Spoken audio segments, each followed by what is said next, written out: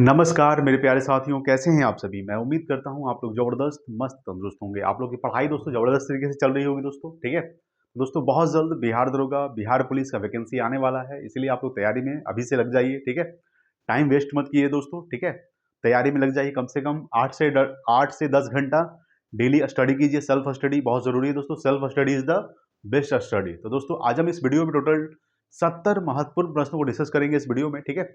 आपको दोस्तों अगर इसका पीडीएफ चाहिए तो आप टेलीग्राम चैनल ज्वाइन कर सकते हैं। टेलीग्राम चैनल ज्वाइन करके पीडीएफ प्राप्त कर सकते हैं, ठीक है दोस्तों। मैं डिस्क्रिप्शन में लिंक डाल दूंगा टेलीग्राम चैनल का, आप वहां से ज्वाइन कर लीजिएगा, ठीक है दोस्तों। तो दोस्तों अगर आप चैनल पर नए हैं प्लीज सब्सक्राइब कर लीजिएगा और दोस्तों वीडियो को जबरदस्त तरीके से शेयर कर दीजिए दोस्तों, क्योंकि दोस्तों आपका सपोर्ट की जरूरत है, ठीक है दोस्तों। तो चलिए शुरू करते हैं आज का सबसे पहला सवाल। सबसे पहला सवाल आपके सामने है कि बिहार में कानून द्वारा गौवध किस वर्ष में प्रतिबंधित किया गया था। दोस्तों देखिए, बिहार में कानून द्वारा जो गौवध को प्रतिबंधित किया गया था, गौवध को यानी गाय को और बछड़ा को जो मतलब वध को यानी कि मारने के जो प्रतिबंधित किया गया था, कब किया गया था? 1955 में किया गया था। कब किया गया था? 1955, ठीक है। ये आपको ध्यान रखना दोस्तों। सबसे पहले बात करेंगे थोड़ा सा बिहार के बारे में। देखिए बिहार के बारे में थोड़ा सा बात करते हैं, यहाँ पे समझिएगा। बिहार का दोस्तों स्थापना कब हुआ है दोस्तों? बिहार का स्थापना याद रखिए दोस्तों, बिहार का जो स्थापना हुआ है कब हुआ है? तो याद रखिए दोस्तों 22 मार्च 1912 को, ठीक है। 22 मार्च 1912 को बंगाल से अलग होकर, ठीक है, बंगाल से अलग होकर बिहार का स्थापना किया गया था 22 मार्च 1912 को। बिहार में दोस्तों जिलों की संख्या कितनी है याद रखिएगा। तो बिहार में 38 जिला है। जिलों की संख्या कितना जिला है? जिलों की संख्या दोस्तों 38 जिला है। बिहार में कितने प्रमंडल है दोस्तों? प्रमंडल की अगर पूछेगा, प्रमंडल याद रखिए दोस्तों, प्रमंडल कितने हैं? तो 9 प्रमंडल है, ठीक है दोस्तों। आपको ध्यान रखना है। अगर पूछेगा कि बिहार में लोकसभा सीट कितनी है, लोकसभा सीट अगर पूछेगा दोस्तों, लोकसभा सीट कितनी है दोस्तों? तो 40 लोकसभा सीट है दोस्तों बिहार में, ठीक है। ये आपको ध्यान रखना है। अगर दोस्तों पूछेगा कि विधानसभा सीट कितनी है, तो बिहार में विधानसभा, ठीक है, विधानसभा अगर सीट पूछेगा, विधानसभा सीट तो कितना है दोस्तों? तो 243 विधानसभा सीट है, ठीक है। और विधान परिषद अगर पूछेगा, विधान परिषद, ठीक है, तो विधान परिषद सीट है, ठीक है। ये आपको ध्यान रखना है। विधान परिषद कितना सीट है दोस्तों? 75 सीट है, ठीक है। लोकसभा सीट 40 है, विधानसभा सीट 243 है, ठीक है। और विधान परिषद की सीट कितना है? 75। और पूछेगा बिहार में राज्यसभा सीट कितनी है? राज्यसभा सीट, ठीक है। बिहार में जो राज्यसभा सीट है, ठीक है, ये आपको ध्यान रखना है। तो राज्यसभा सीट दोस्तों 16 राज्यसभा सीट है। कितना राज्यसभा सीट है? 16, ठीक है दोस्तों। अच्छा, बिहार में जिला की संख्या 38 है। सबसे बड़ा जिला कौन सा है? पश्चिमी चंपारण सबसे बड़ा जिला है क्षेत्रफल की दृष्टि से, ठीक है। क्षेत्रफल की दृष्टि से सबसे बड़ा जिला कौन सा है दोस्तों? तो पश्चिमी चंपारण है। और क्षेत्रफल के सबसे छोटा जिला कौन सा है? शिवहर है, ठीक है। और 38वां जो जिला बना था, 38वां जिला, ठीक है, ये भी आपको ध्यान रखना है। 38वां जो नया जिला बना था, 38वां, ठीक है, ये आपको ध्यान रखना है कि 38वां जो नया जिला बना था दोस्तों, वो कौन बना था? तो दोस्तों अरवल बना था, ठीक है, अरवल, ठीक है। ये आपको ध्यान रखना है दोस्तों। सवाल पूछेगा कि क्षेत्रफल सबसे बड़ा जिला पश्चिमी चंपारण बिहार का, और क्षेत्रफल सबसे बड़ा छोटा जिला दोस्तों शेखपुरा है, ठीक है। ये आपको ध्यान रखना है। जनसंख्या की दृष्टि से सबसे बड़ा जिला पटना है, और जनसंख्या से सबसे छोटा जिला दोस्तों, ये आपको ध्यान रखना है, वो दोस्तों शेखपुरा है, ठीक है। कौन है? शेखपुरा जो है वो जनसंख्या के सबसे छोटा जिला है, और क्षेत्रफल के सबसे छोटा जिला दोस्तों शिवहर है, ठीक है।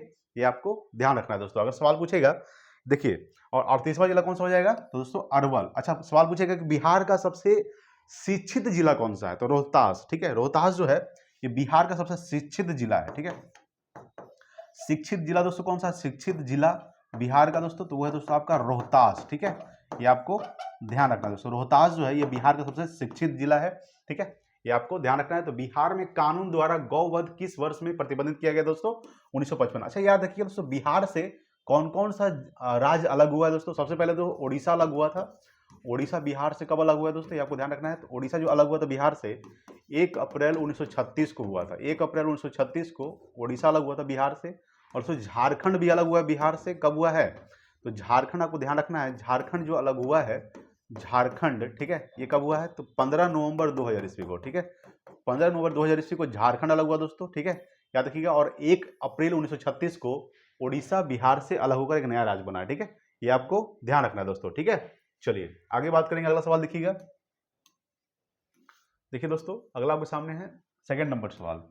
सेकंड आपके सामने है कि बिहार में तीन कठिया पद्धति क्या है दोस्तों? तीन कठिया पद्धति आपको पता होगा दोस्तों, ये कृषि से संबंधित है। कृषि यानी कृषि पद्धति है। तीन कठिया पद्धति क्या है? यानी कि 3/20 3/20 यानी कि जिसके पास 20 कट्ठा जमीन है उसको दोस्तों 3 कट्ठा पे क्या करना था, तो 3 कट्ठा पे नील की खेती करने के लिए जबरदस्ती किसानों द्वारा कहा जाता था। किसके द्वारा? अंग्रेज कहते थे जबरदस्ती। चंपारण के जो लोग थे, ठीक है, मेरे से देखिए ये चंपारण सत्याग्रह संबंधित है, चंपारण सत्याग्रह, ठीक है। ये जो आपका देख रहे हैं कृषि से संबंधित जो है, ये आपका 3 कठिया पद्धति जो आप देख रहे हैं दोस्तों, ये 3 कठिया पद्धति ये चंपारण सत्याग्रह से संबंधित है। क्योंकि दोस्तों चंपारण के द्वारा, चंपारण में जो किसान थे उसको जबरदस्ती नील की खेती कहा जाता था उपजाने के लिए, ठीक है दोस्तों। और नील की खेती उपजाने दोस्तों खेत क्या होता है, बंजर हो जाता है, ठीक है। नील की खेती करने से क्या होता है, खेत बंजर हो जाता है और बहुत दिन तक उपजाऊ नहीं रहता दोस्तों, ठीक है। ये आपको ध्यान रखना है दोस्तों। तो इसीलिए चंपारण के लोग के द्वारा, ठीक है, चंपारण के लोग के द्वारा दोस्तों, चंपारण के लोगों के द्वारा दोस्तों इसका विरोध किया गया था खास करके, ठीक है। इसका विरोध किया गया था कि नील की खेती हम लोग नहीं करेंगे दोस्तों। इसके लिए चंपारण सत्याग्रह दोस्तों महात्मा गांधी का सबसे पहला सत्याग्रह था, ठीक है। महात्मा गांधी का सबसे पहला सत्याग्रह कौन सा था? चंपारण सत्याग्रह दोस्तों। ये कब हुआ था चंपारण सत्याग्रह? ये 1917 में हुआ था। कब हुआ था? 1917, ठीक है। ये जो महात्मा गांधी को कौन बुलाए थे दोस्तों चंपारण सत्याग्रह में? तो राजकुमार शुक्ल, याद रखिएगा कि राजकुमार शुक्ल जो थे, शुक्ल, ठीक है। तो चंपारण सत्याग्रह में कौन बुलाए थे महात्मा गांधी को? राजकुमार शुक्ल ने ही चंपारण बुलाए थे दोस्तों महात्मा गांधी को, कि इसका दोस्तों बेहतरीन तरीके से इनका विरोध किया जाए, यानी कि सत्याग्रह किया जाए, ठीक है। तो इसी दोस्तों ये इंटरनेशनल हो गया था, यानी कि पूरा भारत लेवल पर फैल गया था दोस्तों। इसीलिए महात्मा गांधी का सबसे पहला सत्याग्रह कौन था? चंपारण सत्याग्रह, जो 1917 में हुआ था। और इसी दोस्तों इसको क्या कहा जाता है? 3 कठिया पद्धति भी कहा जाता है। 3 कठिया पद्धति दोस्तों किससे संबंधित था? कृषि से संबंधित है। किससे संबंधित है? कृषि, ठीक है। ये आपको ध्यान रखना है दोस्तों। चलिए आगे बात करेंगे। अगला सवाल देखिएगा। देखिए अगला आपके सामने 3 नंबर सवाल है।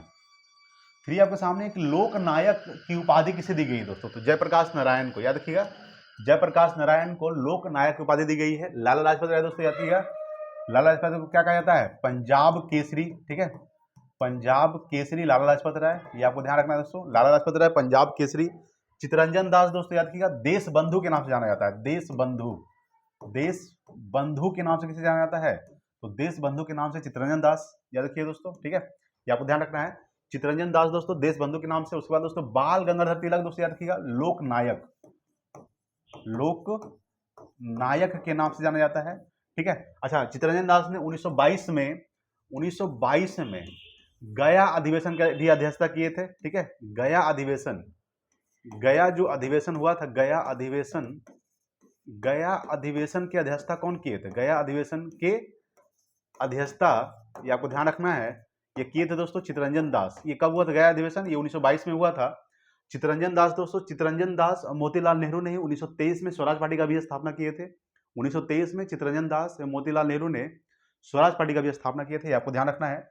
बाल गंगाधर तिलक दोस्तों पत्रिका का नाम क्या है दोस्तों? केसरी और मराठा, याद रखिएगा केसरी है और दोस्तों एक मराठा है, ठीक है। और इनका दोस्तों एक पुस्तक है, पुस्तक का नाम दोस्तों गीता रहस्य है। क्या है दोस्तों इनका पुस्तक का नाम? गीता रहस्य, ठीक है। गीता रहस्य दोस्तों इनकी पुस्तक है। किनका? बाल गंगाधर तिलक का, ठीक है। श्री कृष्ण से दोस्तों क्या कहा जाता है इनको? तो याद रखिएगा इनको कहा जाता है बिहार केसरी। बिहार केसरी के नाम से दोस्तों किसे जाना जाता है? तो श्री कृष्ण सिंह बिहार के प्रथम मुख्यमंत्री थे, ठीक है। यानी बिहार के प्रथम मुख्यमंत्री कौन थे? बिहार के प्रथम मुख्यमंत्री, ये आपको ध्यान रखना है।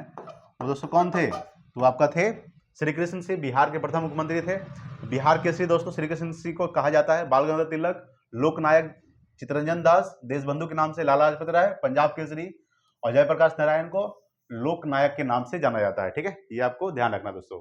महात्मा गांधी को महात्मा किसने कहा था? तो महात्मा गांधी को महात्मा सुभाष चंद्र बोस जी ने कहा था, ठीक है। ये आपको ध्यान रखना दोस्तों। ये आपको ध्यान रखना है कि महात्मा गांधी को राष्ट्रपिता किसने कहा था? ये आपको ध्यान रखना है दोस्तों। महात्मा गांधी राष्ट्रपिता रविंद्रनाथ टैगोर ने कहा था, ठीक है। ये भी आपको ध्यान रखना है। चलिए आगे बात करेंगे। अगला सवाल देखिएगा। देखिए 4 नंबर सवाल।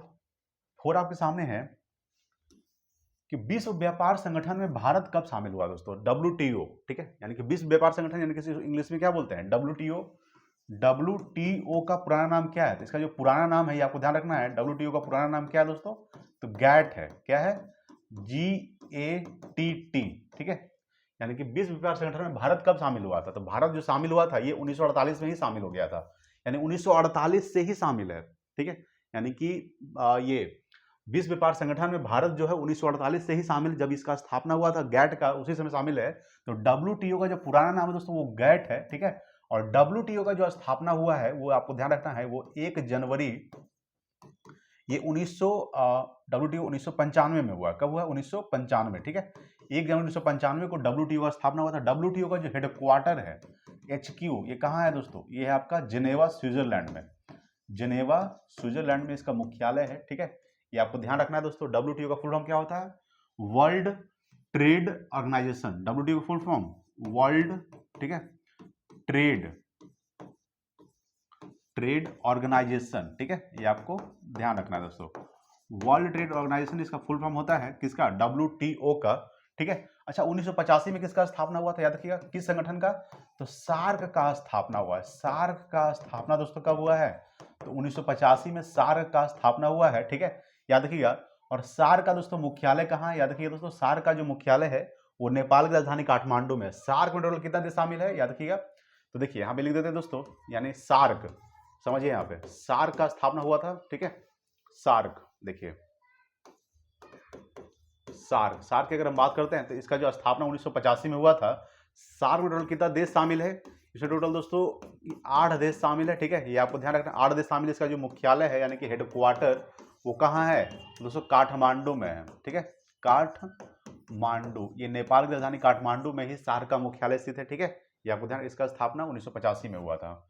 1995 में दोस्तों अभी बताए थे, ठीक है, कि डब्ल्यूटीओ का स्थापना हुआ है 1995 में। डब्ल्यूटीओ यानी कि वर्ल्ड ट्रेड ऑर्गेनाइजेशन, डब्ल्यूटीओ का स्थापना 1995 में। 1958 में दोस्तों इसका स्थापना हुआ है, याद रखिएगा। तो नासा का स्थापना हुआ है दोस्तों, नासा का, ठीक है। ये अमेरिका के स्पेस एजेंसी का नाम है नासा, नासा NASA, नासा। और दोस्तों डीआरडीओ का जो स्थापना दोस्तों 1958 में ही हुआ है। नासा का स्थापना याद रखिएगा, नासा का और डीआरडीओ का दोनों का स्थापना कब हुआ है? ये 1958 को हुआ है, ठीक है। डीआरडीओ का मुख्यालय कहाँ है दोस्तों? न्यू दिल्ली में है, याद रखिएगा। डिफेंस रिसर्च डेवलपमेंट ऑर्गेनाइजेशन, ठीक है, Defence Research Development Organisation, DRDO का फुल फॉर्म होता है। दोनों का स्थापना 1958 को ही हुआ है। 1969 में दोस्तों किसका स्थापना हुआ है? तो इसरो, ISRO, ठीक है। इसरो का मुख्यालय कहाँ है? तो बेंगलुरु में इसका मुख्यालय है, ठीक है। इसरो का मुख्यालय दोस्तों कहाँ है? तो बेंगलुरु में। बेंगलुरु दोस्तों क्या कहा जाता है? बेंगलुरु को सिलिकॉन सिटी कहा जाता है, बेंगलुरु दोस्तों, ठीक है। ये आपको ध्यान रखना है। वर्तमान में इसके अध्यक्ष कौन है? तो सोमनाथ है दोस्तों। इसके अध्यक्ष कौन है वर्तमान में? सोमनाथ, ठीक है, सोमनाथ। इसरो का फुल फॉर्म क्या होता है? Indian Space Research Organisation. DRDO का डिफेंस रिसर्च डेवलपमेंट ऑर्गेनाइजेशन, ठीक है। ये आपको ध्यान रखना है। इसका जो डीआरडीओ का मुख्यालय कहाँ है? हेडक्वार्टर न्यू दिल्ली, नई दिल्ली में इसका मुख्यालय है, ठीक है। ये आपको ध्यान रखना है दोस्तों। अगर पूछेगा कि नासा का, याद रखिए नासा का मुख्यालय कहाँ है? तो वाशिंगटन डीसी में नासा का मुख्यालय स्थित है, ठीक है। ये भी आपको ध्यान रखना है दोस्तों। तो WTO का स्थापना 1995 में हुआ था। जैसे कि WHO, याद रखिए WHO, ठीक है दोस्तों। ILO, ठीक है, इसमें इम्पोर्ट, यूनेस्को, UNESCO, यूनेस्को हो गया दोस्तों। WHO का स्थापना कब हुआ है? ये 1948 में हुआ है। ILO का स्थापना 1919 में हुआ है। और यूनेस्को का स्थापना कब हुआ है? तो याद रखिएगा 1945 में हुआ है, ठीक है। और बहुत सारे संगठन है दोस्तों, जिससे कि पूछेगा, ठीक है। याद रखिएगा WHO का फुल फॉर्म क्या होता है? वर्ल्ड हेल्थ ऑर्गेनाइजेशन, ठीक है। ये दोनों का मुख्यालय कहाँ है? ये दोनों का जो मुख्यालय आप देखिएगा ये जेनेवा में है। कहाँ है दोस्तों? जेनेवा, ठीक है। यानी कि WHO और ILO का मुख्यालय जेनेवा में है। WTO का भी मुख्यालय कहाँ था? जेनेवा में ही था दोस्तों, ठीक है, याद रखिएगा। इसका जो मुख्यालय है यूनेस्को का, ठीक है, आपको ध्यान रखना है, ये फ्रांस की राजधानी पेरिस में है, ठीक है। फ्रांस की राजधानी पेरिस में है यूनेस्को का मुख्यालय। यूनेस्को का फुल फॉर्म क्या होता है? United Nations Educational Scientific and Culture Organisation, ठीक है। ये आपको ध्यान रखना है। चलिए आगे बात करेंगे। अगला सवाल देखिएगा, देखिए 5 नंबर सवाल। 5 आपके सामने है कि रैयतवाड़ी व्यवस्था प्रारंभिक रूप से प्रारंभ की गई थी। कहाँ प्रारंभ की गई दोस्तों? तो तमिलनाडु में शुरू किया गया था, ठीक है, 1862 में। याद रखिए दोस्तों, रैयतवाड़ी व्यवस्था शुरू किया गया था, ठीक है, 1862 में। किसके द्वारा? थॉमस मुनरो के द्वारा। याद रखिएगा, थॉमस मुनरो के द्वारा, थॉमस मुनरो के द्वारा दोस्तों रैयतवाड़ी व्यवस्था शुरू किया गया था, ठीक है। कब किया गया था? 1862 में।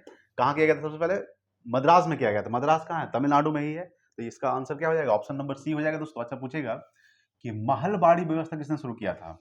महलवाड़ी व्यवस्था महलवाड़ी जो व्यवस्था शुरू किया गया था हॉल्ट मैकेंजी के द्वारा, ठीक है, किसके द्वारा, तो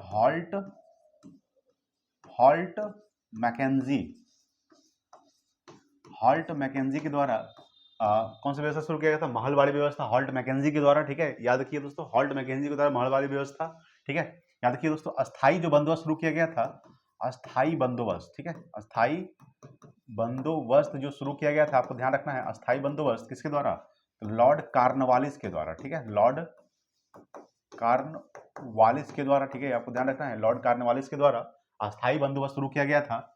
और रैयतवाड़ी व्यवस्था 1862 में शुरू किया गया था थॉमस मुनरो के द्वारा, ठीक है, ये आपको ध्यान रखना है दोस्तों। सबसे पहले कहाँ शुरू किया गया था, तमिलनाडु में शुरू किया गया था, ठीक है, ये आपको ध्यान रखना है। चलिए आगे बात करेंगे, अगला सवाल देखिएगा।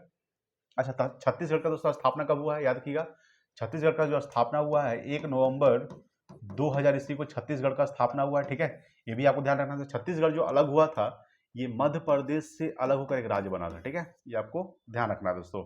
चलिए आगे बात करेंगे, देखिए अगला सवाल, देखिए 6 नंबर, 6 आपके सामने है कि इनमें से किसने बक्सर के युद्ध के बाद तुरंत बाद, ठीक है, अंग्रेजों के विरुद्ध बिहार में विद्रोह की शुरुआत की थी दोस्तों। देखिए बक्सर का युद्ध जो हुआ था वो 1764 में हुआ था। कब हुआ था, 1764 में बक्सर का युद्ध हुआ था, 1764, ठीक है, ये आपको ध्यान रखना है, 1764 में बक्सर का युद्ध हुआ था दोस्तों। और बक्सर के युद्ध के तुरंत बाद अंग्रेजों के विरुद्ध बिहार में विद्रोह की शुरुआत किसने की थी, तो महाराज फतेह बहादुर शाही ने किया था। किसने किया था, महाराज फतेह बहादुर शाही ने बक्सर के युद्ध के तुरंत बाद, ठीक है, अंग्रेजों के विरुद्ध बिहार में विद्रोह की शुरुआत कर दी थी, ठीक है, ये आपको ध्यान रखना है दोस्तों।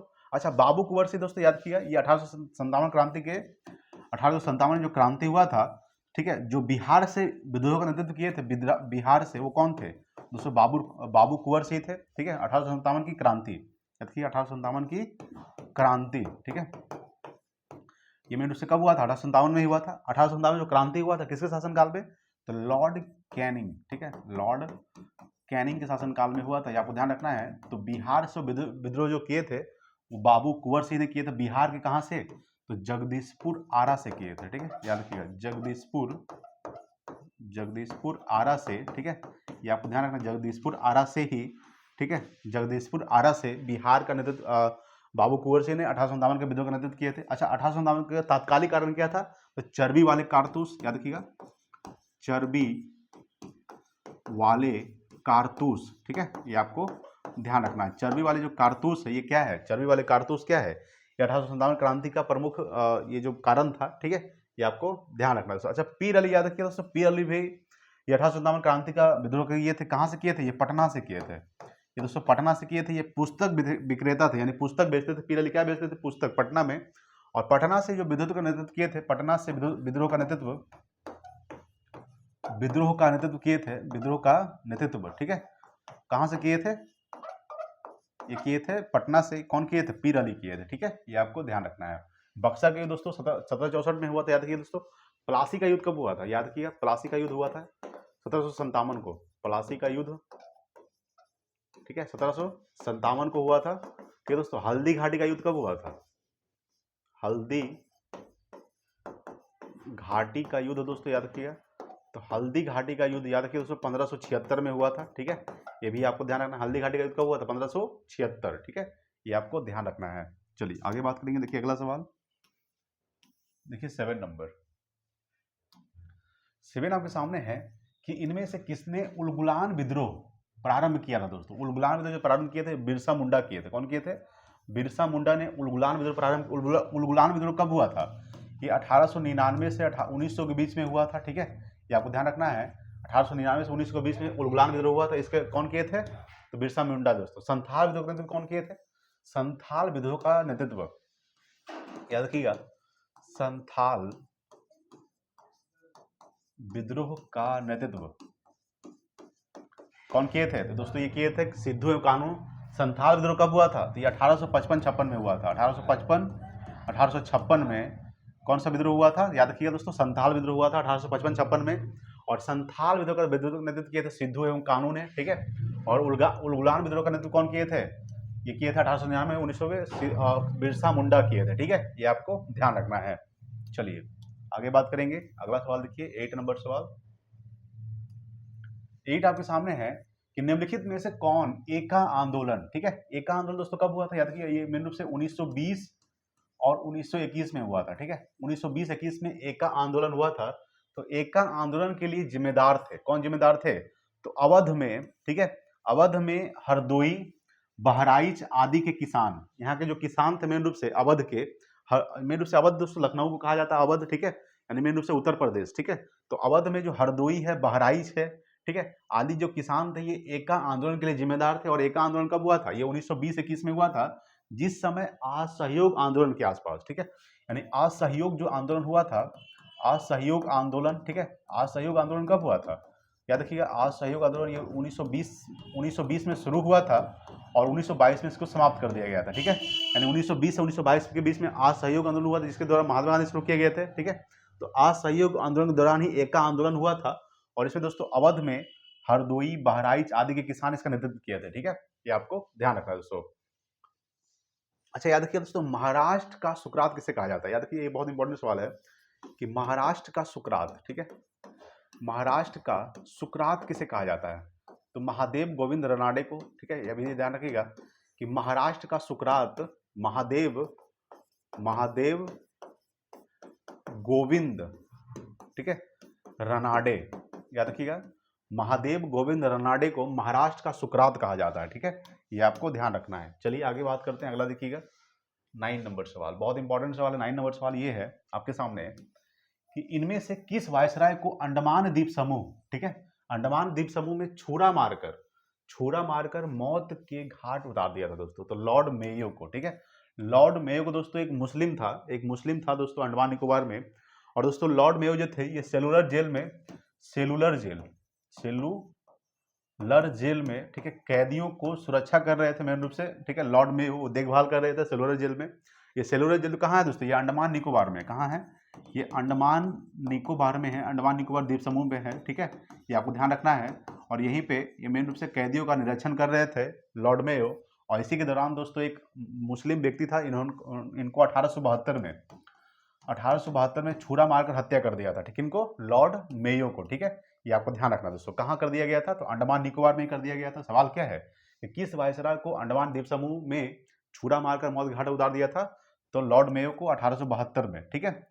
किसके लिए मार दिया गया था, कारण क्या था, ठीक है, कारण उतना कारण जानना नहीं जरूरी नहीं है, सबसे पहले ये जानना जरूरी है कि वहां पे मेरे से सेलुलर जेल था, वहीं पे इनको हत्या कर दिया गया था अंडमान निकोबार में, ठीक है, खास करके इनको सेलुलर जेल लॉर्ड मेयो को। अच्छा याद रखिए दोस्तों, लॉर्ड मेयो, ठीक है, 1872 में जो जनगणना हुआ था, प्रथम जनगणना, ठीक है, प्रथम जनगणना, याद रखिएगा, प्रथम जनगणना ये कब हुआ था, तो प्रथम जनगणना 1872 में लॉर्ड मेयो शासनकाल में ही हुआ था, ठीक है, ये आपको ध्यान रखना है।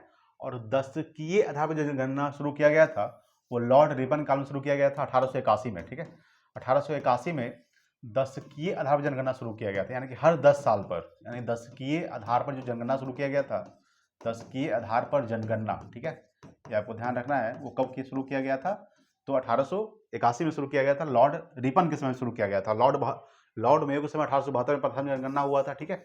जनगणना दोस्तों संघ सूची का विषय, ये भी ध्यान रखिएगा कि जनगणना जो है ये संघ सूची का विषय है, ठीक है, जनगणना कौन सी सूची का विषय है, जनगणना ये संघ सूची का विषय है, ठीक है, ये आपको ध्यान रखना है। जनगणना क्या है, ये संघ सूची का विषय है।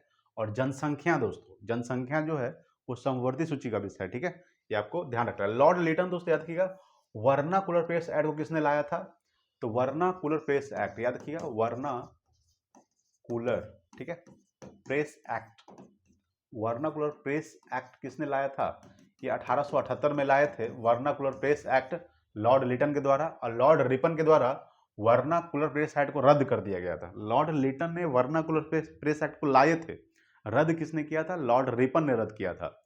लॉर्ड रिपन को स्थानीय स्वशासन का जनक भी कहा जाता है, याद रखिएगा, लॉर्ड रिपन को स्थानीय स्वशासन का जनक भी कहा जाता है, ठीक है, ये आपको ध्यान रखना है, लॉर्ड रिपन, ठीक है। लॉर्ड कैनिंग दोस्तों अभी बताए थे कि 1857 की जो क्रांति हुआ था वो लॉर्ड कैनिंग के काल में ही हुआ था, 1857 की क्रांति, ठीक है। चलिए अच्छा, अंडमान निकोबार क्या है दोस्तों, आपको पता होना चाहिए, केंद्र शासित प्रदेश है, यानी यूनियन टेरिटरी है। अंडमान निकोबार की राजधानी क्या होता है, आपको ध्यान रखना है, पोर्ट ब्लेयर होता है दोस्तों, पोर्ट ब्लेयर का नाम चेंज कर दिया गया था, विजयपुरम कर दिया गया है, ठीक है, ये भी आपको ध्यान रखना है, पोर्ट ब्लेयर का नाम चेंज करके विजयपुरम कर दिया गया दोस्तों, ठीक है, तो ये आपको ध्यान रखना है। चलिए वर्तमान में 28 राज्य है और 8 केंद्र शासित प्रदेश है। ठीक है, चलिए आगे बात करेंगे। देखिए 10 नंबर सवाल। 10 आपके सामने है कि पूना समझौता कब हस्तांतरित किया गया था? तो 24 सितंबर 1932 को किया गया था। ठीक है, 24 सितंबर 1932 को पूना समझौता किया गया था दोस्तों। पूना समझौता किसके बीच हुआ था? याद रखिएगा, महात्मा गांधी डॉक्टर भीमराव अम्बेडकर के बीच। ठीक है, महात्मा गांधी और डॉक्टर भीमराव अम्बेडकर के बीच। डॉक्टर भीमराव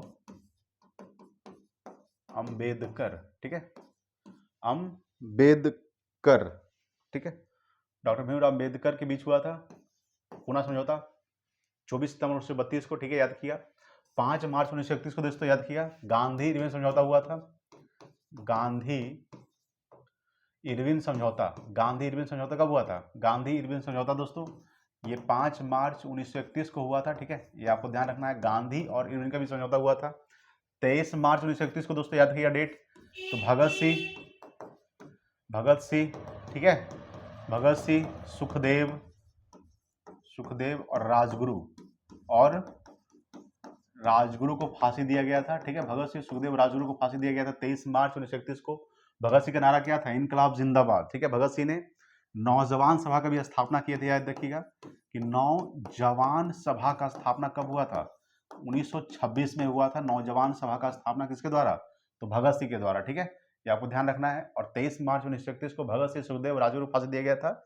सैंडर्स की हत्या के लिए दिया गया था इनको। ठीक है, 12 मार्च 1930 को दोस्तों याद रखिएगा, 12 मार्च 1930 को दांडी यात्रा प्रारंभ हुआ था। दांडी यात्रा जो प्रारंभ हुआ था, दांडी यात्रा प्रारंभ वो 12 मार्च 1930 को प्रारंभ हुआ था। और दांडी यात्रा दोस्तों, दांडी यात्रा का अंत कब हुआ था? यानी कि अंत इसका जो हुआ था मेन रूप से, दांडी यात्रा खत्म कब हुआ था?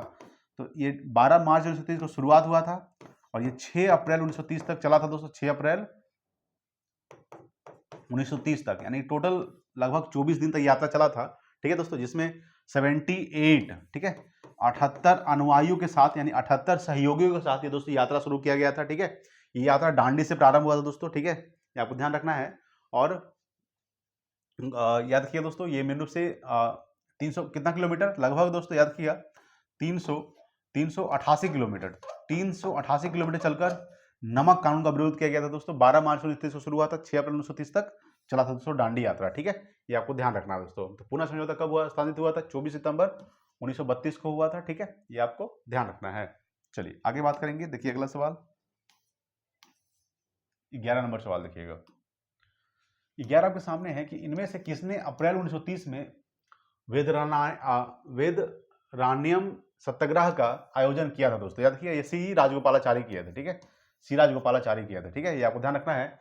किसने 1930 में वेदरानियम, क्या लिखा हुआ है? वेदारण्यम, ठीक है, वेदारण्यम सत्याग्रह का आयोजन किया था, सी राजगोपालाचारी किया था। ठीक है, याद रखिएगा। अगर बात करेंगे एनी बेसेंट के बारे में, शायद इनकी 2 पुस्तक का नाम याद रखिएगा दोस्तों। एनी बेसेंट का कॉमनवील, ठीक है, कॉमनवील याद रखिए दोस्तों, याद रखिए कॉमनवील। और दोस्तों एक और याद रखिएगा एनी बेसेंट का न्यू इंडिया दोस्तों। ठीक है, न्यू इंडिया। अच्छा, ये कौन थे? ये भारतीय राष्ट्रीय कांग्रेस के प्रथम महिला अध्यक्ष थे। ठीक है, याद रखिएगा ये कौन थे? एनी बेसेंट, ये भारतीय राष्ट्रीय कांग्रेस, ठीक है, याद रखिएगा भारतीय राष्ट्रीय कांग्रेस के प्रथम महिला अध्यक्ष थे। और सवाल ऐसे अगर पूछ सकता है, प्रथम महिला अध्यक्ष, सवाल पूछेगा दोस्तों घुरा कर, सवाल ये पूछेगा कि भारतीय राष्ट्रीय कांग्रेस के प्रथम भारतीय महिला अध्यक्ष कौन थे? तो प्रथम भारतीय पूछेगा तो सरोजिनी नायडू। ठीक है, अगर पूछेगा कि भारतीय राष्ट्रीय कांग्रेस के प्रथम महिला अध्यक्ष एनी बेसेंट, भारतीय राष्ट्रीय कांग्रेस के प्रथम के बाद दोस्तों अगर भारतीय लगा देगा, प्रथम भारतीय महिला अध्यक्ष सरोजिनी नायडू थे। ठीक है, जिन्होंने 1925 के कानपुर अधिवेशन की अध्यक्षता किए थे। ठीक है, ये आपको ध्यान रखना है। और सरोजिनी नायडू दोस्तों ये भारत की प्रथम महिला राज्यपाल भी है, सरोजिनी नायडू, जो उत्तर प्रदेश की बनी थी। ठीक है, ये आपको ध्यान रखना है। ठीक है दोस्तों, चलिए आगे देखते हैं अगला सवाल। डिस्कवरी ऑफ इंडिया दोस्तों किसकी पुस्तक है? Doctor Rajendra Prasad, discovery of India. ठीक है, देखिए 12 नंबर सवाल। 12 आपके सामने है, मांसपेशी को हड्डी से कौन जोड़ता है दोस्तों? तो याद रखिएगा टेंडन। टेंडन जो है ये क्या जोड़ता है? तो मांसपेशी को हड्डी से जोड़ता है दोस्तों। हड्डी को हड्डी से कौन जोड़ता है? तो हड्डी को हड्डी से जो जोड़ता है, हड्डी को हड्डी से कौन जोड़ता है दोस्तों? हड्डी को हड्डी से जोड़ता है लिगामेंट। कौन जोड़ता है? लिगामेंट। ठीक है, ये आपको ध्यान रखना है। चलिए आगे बात करेंगे। देखिए 13 नंबर सवाल, 13 आपके सामने कि कंधे पर, ठीक है, देखिए कंधा, कंधे पर पाए जाने वाले जोड़, ठीक है, कंधे पर जो पाया जाने वाला जोड़ होता है हमारे कंधे पर, ठीक है, और कहाँ पाया जाता है दोस्तों? ये पाया जाता है नितंब में। नितंब का मतलब समझते हैं कि नहीं? शरीर के भाग का एक नितंब होता है, ठीक है, जिसपे हम लोग दोस्तों बैठते हैं, ठीक है, यानी नितंब, ठीक है, समझ रहे होंगे दोस्तों, नितंब।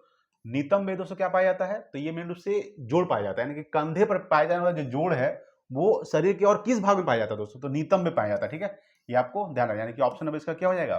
बी हो जाएगा, ठीक है। चलिए आगे बात करेंगे। देखिए अगला सवाल, देखिए 14 आपके सामने है कि विटामिन ए का सबसे अच्छा स्रोत क्या है दोस्तों? विटामिन ए का सबसे अच्छा स्रोत दोस्तों गाजर है। क्या है? गाजर जो है ये विटामिन ए का सबसे अच्छा स्रोत है। अच्छा, विटामिन ए का रासायनिक नाम क्या होता है? तो विटामिन ए का जो रासायनिक नाम होता है दोस्तों रेटिनॉल होता है। क्या होता है? रेटिनॉल, ठीक है, याद रखिएगा। रेटिनॉल जो होता है, रेटिनॉल, ये विटामिन ए का सबसे विटामिन ए का रासायनिक नाम होता है। विटामिन ए की कमी से कौन सा रोग होता है? तो विटामिन ए की कमी से जो रोग होता है, रोग, ये आपको ध्यान रखना, रतौंधी होता है। क्या होता है? रतौंधी, ठीक है, ये आपको ध्यान रखना दोस्तों। अगर पूछेगा कि विटामिन सी का सबसे अच्छा स्रोत क्या है दोस्तों? आंवला। विटामिन सी, विटामिन सी का सबसे सर्वोत्तम स्रोत जो माना जाता है दोस्तों आंवला माना जाता है। विटामिन सी का रसायन नाम क्या होता है? एस्कॉर्बिक एसिड होता है। एस्कॉर्बिक एसिड, ठीक है, एस्कॉर्बिक अम्ल जो होता है, एस्कॉर्बिक अम्ल यानी एस्कॉर्बिक एसिड, ये विटामिन सी का सबसे सर्वोत्तम, विटामिन सी का रसायन नाम होता है। विटामिन सी की कमी से कौन सा रोग होता है दोस्तों? तो होता है आपका, याद रखिएगा, स्कर्वी रोग होता है। स्कर्वी यानी कहने का मतलब ये है कि मसूड़ों से भी खून निकलना, ठीक है, मसूड़ों से खून निकलना, ठीक है, खून निकलना दोस्तों, ये विटामिन सी की कमी से होता है, ठीक है, ये आपको ध्यान रखना है दोस्तों। अगर पूछेगा, याद रखिए दोस्तों, विटामिन ए का सबसे अच्छा स्रोत कौन सा है? गाजर है। विटामिन का खोज किसने किया था? याद रखिएगा, विटामिन का अगर पूछेगा खोज किसने किया था, इसका खोज किए थे फंक ने किए थे। फंक, ठीक है, याद रखिएगा, फंक कब किया था? 1911 में, ठीक है, 1911 में फंक ने विटामिन का खोज किया था, ठीक है, ये आपको ध्यान रखना है। सवाल पूछेगा कि विटामिन बी1 का रसायन नाम क्या होता है दोस्तों? विटामिन बी1 का रसायन नाम थायमिन होता है। विटामिन बी2 का रसायन नाम क्या होता है? राइबोफ्लोविन होता है, ठीक है, याद रखिए दोस्तों। पूछेगा कि विटामिन बी3 का रसायन नाम क्या होता है? तो नियासिन। विटामिन बी5 का रसायन नाम दोस्तों क्या होता है? आप लोग कमेंट करके बताइएगा विटामिन बी5 का रसायन नाम क्या होता है, ठीक है। विटामिन बी6 का रसायन नाम पैराडॉक्सिन होता है। विटामिन बी7 का रसायन नाम बायोटीन होता है दोस्तों, ठीक है। विटामिन बी9 का रसायन नाम फॉलिक अम्ल होता है। और विटामिन बी12 का रसायन नाम क्या होता है? तो साइनोकोबालामीन होता है। देखिए सवाल पूछेगा कि वसा में घुलनशील विटामिन कौन कौन सा है? तो वसा में जो घुलनशील विटामिन है, वसा में घुलनशील विटामिन ए, डी, ई और के, ठीक है, ए, डी, ई, के, ये वसा में घुलनशील विटामिन है। पानी में घुलनशील विटामिन पूछेगा, पानी में, तो बी और सी है। कौन सा विटामिन दूध में नहीं पाया जाता है? तो दूध में जो नहीं पाया जाता दोस्तों वो विटामिन सी नहीं पाया जाता, ठीक है, विटामिन सी दूध में नहीं पाया जाता, ठीक है, ये आपको ध्यान रखना है, विटामिन सी दूध में नहीं पाया जाता, ठीक है। तो ये सब आपको ध्यान रखिएगा। विटामिन के, ये भी ध्यान रखिएगा दोस्तों, विटामिन के अगर पूछेगा तो विटामिन के का जो रसायन नाम होता है फिलोक्विनोन होता है। विटामिन के की कमी से रक्त का थक्का न जमना, ठीक है, ये आपको ध्यान रखना है, ठीक है दोस्तों। चलिए एक सवाल लोग आंसर बताइएगा कि विटामिन बी5 का रासायनिक नाम क्या होता है दोस्तों? कमेंट करके बताइए जल्दी, ठीक है। चलिए आगे बात करेंगे। अगला देखिएगा 15 नंबर सवाल। 15 आपके सामने है कि खमीर का उपयोग किसके उत्पादन में किया जाता है दोस्तों? खमीर, ठीक है, ये मेरे से शराब के उत्पादन किया जाता है, शराब, ठीक है। खमीर जो है दोस्तों ये ब्रेड के उत्पादन में भी किया जाता है, ब्रेड, ठीक है, ब्रेड जो बनता है दोस्तों खमीर से ही बनता है। और खमीर का जो उपयोग है मेरे रूप से ये शराब के उत्पादन किया जाता है, ठीक है। हाइड्रोक्लोरिक अम्ल दोस्तों याद रखिएगा HCl, ठीक है, HCl दोस्तों हाइड्रोक्लोरिक अम्ल HCl, ठीक है। सल्फ्यूरिक अम्ल दोस्तों H2SO4 याद रखिएगा, H2SO4 सल्फ्यूरिक अम्ल, ये कार के बैटरी में पाया जाता है सल्फ्यूरिक अम्ल। चीनी का सूत्र दोस्तों क्या होता है? C12H22O11, C12H22O11, ठीक है, ये चीनी का सूत्र होता है, ठीक है, याद रखिएगा। और खमीर का उपयोग किसके उत्पादन किया जाता है? तो शराब के उत्पादन किया जाता है दोस्तों, अल्कोहल, ठीक है, C2H5OH, याद रखिए दोस्तों, अल्कोहल का जो सूत्र होता है, अल्कोहल का, ठीक है, ये आपको ध्यान रखना है, वो C2H5OH होता है। क्या होता है? C2H5OH, ये अल्कोहल का सूत्र होता है, ठीक है, ये आपको ध्यान रखिएगा। चलिए आगे बात करेंगे। अगला सवाल देखिएगा, देखिए 16 नंबर सवाल। 16 आपके सामने है कि पेंडुलम घड़ी की समयावधि यानी दोलन काल होती है, क्या होती है दोस्तों? ये 2 सेकंड होता है। क्या होता है? 2 सेकंड, ठीक है, याद रखिएगा। यानी कि पेंडुलम घड़ी की जो समय अवधि होती है, दोलन काल, वो दोस्तों 2 सेकंड होता है, ठीक है, ये आपको ध्यान रखिएगा। चलिए आगे बात करते हैं। अगला सवाल देखिए, 17 नंबर सवाल देखिएगा। 17 आपके सामने है, बैरोमीटर की ऊंचाई में अचानक वृद्धि का क्या इंगित करती है दोस्तों। देखिए बैरोमीटर का सवाल पूछेगा दोस्तों, बैरोमीटर, ठीक है, तो बैरोमीटर को वायु दाब मापा जाता है दोस्तों। बैरोमीटर से क्या मापा जाता है? वायु दाब, याद रखिएगा। वायु जो दाब मापा जाता है वो दोस्तों बैरोमीटर के द्वारा मापा जाता है, ठीक है, ये आपको ध्यान रखना है। अगर बैरोमीटर दोस्तों अचानक अगर नीचे गिर जाए, ठीक है, तो आंधी तूफान आने की संभावना है, ठीक है। अगर बैरोमीटर अचानक नीचे गिरेगा तो आंधी तूफान आने की संभावना है। अगर बैरोमीटर धीरे धीरे नीचे गिर रहा है तो बारिश होने की संभावना है दोस्तों। अगर बैरोमीटर धीरे धीरे अगर ऊपर चढ़ रहा है तो मौसम थोड़ा शुष्क होने की संभावना है, यानी कि नॉर्मल। अगर बैरोमीटर अचानक ऊपर बढ़ जाए ऊपर तो मौसम पूरा साफ होने की संभावना है, ठीक है। तो सवाल पूछ रहा है कि अचानक वृद्धि से क्या इंगित करती है, तो अत्यंत शुष्क मौसम, यानी कि बहुत बढ़िया मौसम माना जाता है, ठीक है। अत्यंत शुष्क जो मौसम है यानी कि बहुत बढ़िया मौसम, वो दोस्तों बैरोमीटर की अचानक वृद्धि से होता है, ठीक है। फिर से सुन लीजिएगा, अचानक वृद्धि दोस्तों अगर हो जाएगा, ठीक है, तो मौसम साफ होने की संभावना है। अगर धीरे धीरे वृद्धि हो रहा है तो शुष्क मौसम है, शुष्क, ठीक है।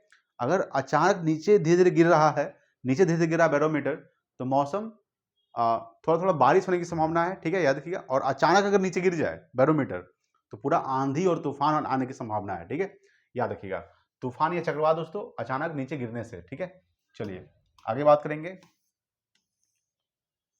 देखिए 18 नंबर सवाल। 18 नंबर सवाल ये दोस्तों आपके सामने कि निम्नलिखित में से ग्रीन हाउस गैस कौन सी है दोस्तों। देखिए इसमें ऑप्शन दोस्तों, ऑप्शन ए लिख लीजिएगा दोस्तों, ऑप्शन ए लिख लीजिएगा, इनमें सभी, ठीक है। ऑप्शन ई डाल दीजिएगा यहाँ पे दोस्तों, क्या डाल दीजिएगा, इनमें सभी, इनमें से सभी, इनमें से सभी, यानी कहने का मतलब ये है दोस्तों आपके सामने कि ग्रीन हाउस गैस दोस्तों, कार्बन डाइऑक्साइड क्या है दोस्तों, CO2 दोस्तों, ये भी ग्रीन हाउस गैस है।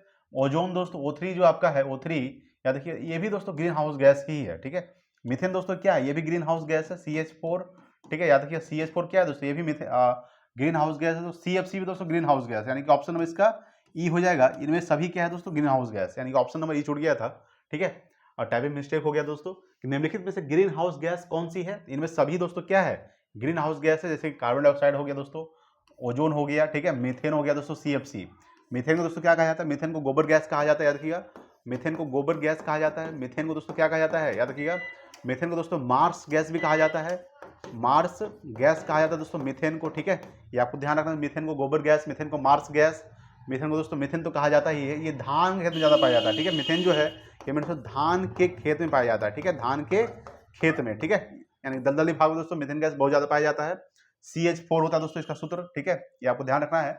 CFC दोस्तों क्लोरोफ्लोरोकार्बन, ठीक है, याद रखिएगा। ये सब क्या है, ये ग्रीन हाउस गैस है दोस्तों, ठीक है, ये आपको ध्यान रखना है। CO2 दोस्तों, अच्छा कार्बन डाइऑक्साइड का उपयोग किस चीज में करते हैं, याद रखिए, तो सोडा वाटर बनाने में, याद रखिएगा। इसका जो उपयोग किया जाता है, उपयोग तो सोडा वाटर बनाने में, ठीक है, सोडा वाटर बनाने में दोस्तों, ठीक है, आप देखिएगा सोडा वाटर बनाने में CO2 का उपयोग करते हैं दोस्तों, याद रखिएगा।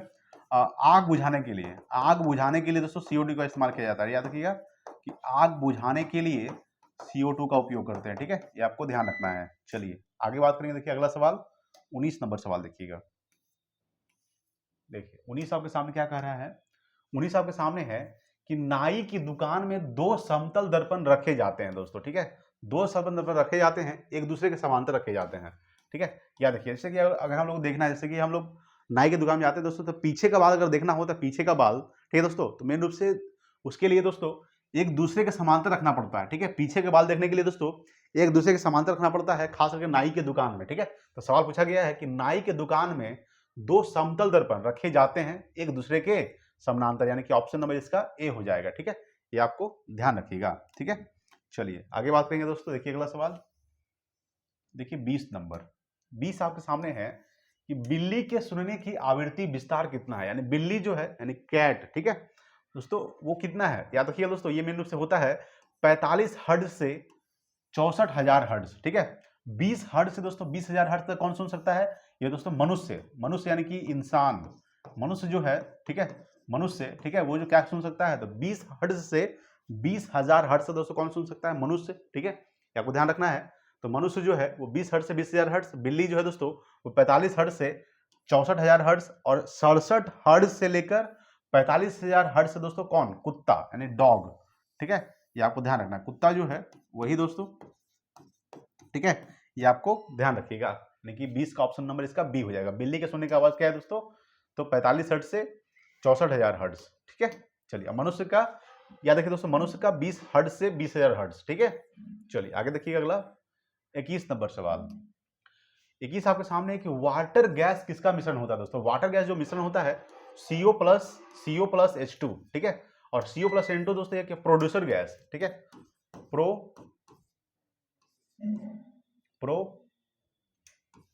प्रोड्यूसर जो गैस होता है, आपका ध्यान रखिएगा, ये जो मिश्रण होता है प्रोड्यूसर गैस का मिश्रण कौन सा होता है, तो CO+N2 दोस्तों प्रोड्यूसर गैस, CO+H2 दोस्तों याद रखिएगा ये आपका वाटर गैस, ठीक है, ये आपको ध्यान रखना है। चलिए आगे देखिएगा 22 नंबर सवाल। 22 आपके सामने दोस्तों कि अक्रिस्टलीय कार्बन का शुद्धतम रूप क्या है दोस्तों। तो याद रखिएगा ये दोस्तों आपका है चीनी चारकोल, ठीक है, चीनी चारकोल जो है आपको ध्यान रखिएगा ये अक्रिस्टलीय कार्बन का शुद्धतम रूप है, ठीक है। और दोस्तों लकड़ी चारकोल, अस्थि चारकोल, दीपक की काली, क्या क्या दोस्तों, ये क्रिस्टलीय कार्बन का शुद्धतम रूप है, ठीक है। अक्रिस्टलीय कार्बन का शुद्धतम रूप क्या है दोस्तों, चीनी चारकोल, ठीक है, याद रखिएगा। अगला देखिए 23 नंबर सवाल। 23 आपके सामने है कि सुशासन दिवस दोस्तों कब मनाया जाता है, याद रखिएगा, तो 25 दिसंबर को, ठीक है, 25 दिसंबर दोस्तों सुशासन दिवस मनाया जाता है। अटल बिहारी वाजपेयी जन्म दिवस पर, याद रखिएगा, अटल, ठीक है, अटल बिहारी वाजपेयी, ठीक है, अटल बिहारी वाजपेयी के जन्म दिवस दोस्तों 25 दिसंबर को सुशासन दिवस। 23 दिसंबर दोस्तों किसान दिवस, याद रखिएगा। चौधरी चरण सिंह के जन्म दिवस पर 23 जनवरी को दोस्तों, 23 दिसंबर को किसान दिवस मनाया जाता है, किसान दिवस, ठीक है, ये आपको ध्यान रखना, किसान दिवस 23 दिसंबर को। 16 दिसंबर दोस्तों विजय दिवस, याद रखिएगा, 16 दिसंबर को विजय दिवस, ठीक है, ये आपको ध्यान रखना है, 16 दिसंबर को विजय दिवस। और 10 दिसंबर को दोस्तों याद रखिएगा ये आपका विश्व मानवाधिकार दिवस, ठीक है, विश्व मानवाधिकार दिवस दोस्तों कब मनाया जाता है, तो 20 मानवाधिकार दिवस, याद रखिए दोस्तों, 20 मानवाधिकार दिवस, ठीक है। तो 20 मानवाधिकार दिवस याद रखिए दोस्तों कब, 10 दिसंबर को। कुछ महत्वपूर्ण दिसंबर का दे लेते हैं, जैसे कि बात करेंगे दोस्तों 1 दिसंबर को, याद रखिएगा 1 दिसंबर की बात करें दोस्तों तो विश्व एड्स दिवस, ठीक है, विश्व AIDS एड्स दिवस, ठीक है।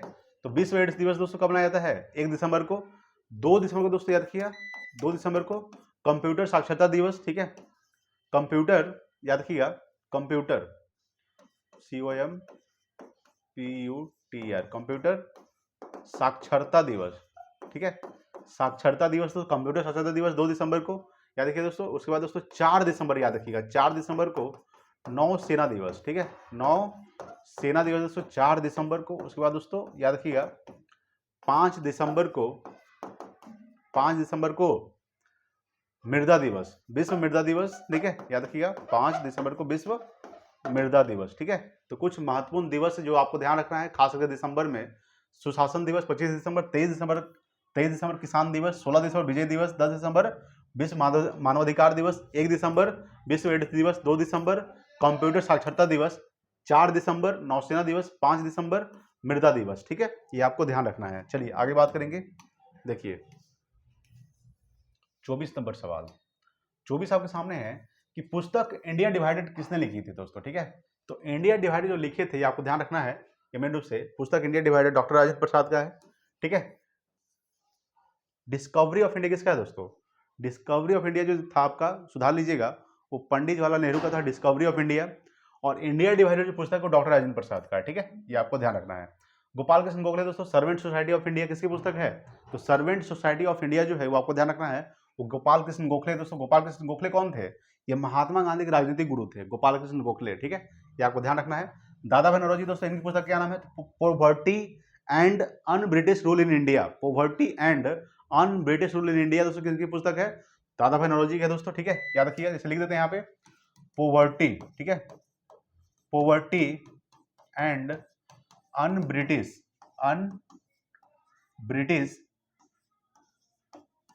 रूल इन इंडिया, ये जो पुस्तक है किनका लिखा गया पुस्तक है, ये दादा भाई नौरोजी की लिखा गया पुस्तक है दोस्तों। दादा भाई नौरोजी याद है, इनको grand old man grand old man of India कहा जाता है? Grand old man of India, grand old man of India किन्हें कहा जाता है? तो दादा भाई नौरोजी को कहा जाता है। ठीक है, ये आपको ध्यान रखना है। ठीक है, इन्होंने दोस्तों 3 बार कांग्रेस अधिवेशन की अध्यक्षता किया था, याद रखिएगा, इन्होंने 3 बार, ठीक है, 3 बार कांग्रेस अधिवेशन की अध्यक्षता किए थे दादा भाई नौरोजी। ठीक है, याद रखिएगा। ठीक है दोस्तों, धन निकासी का सिद्धांत किसका कहा था दोस्तों?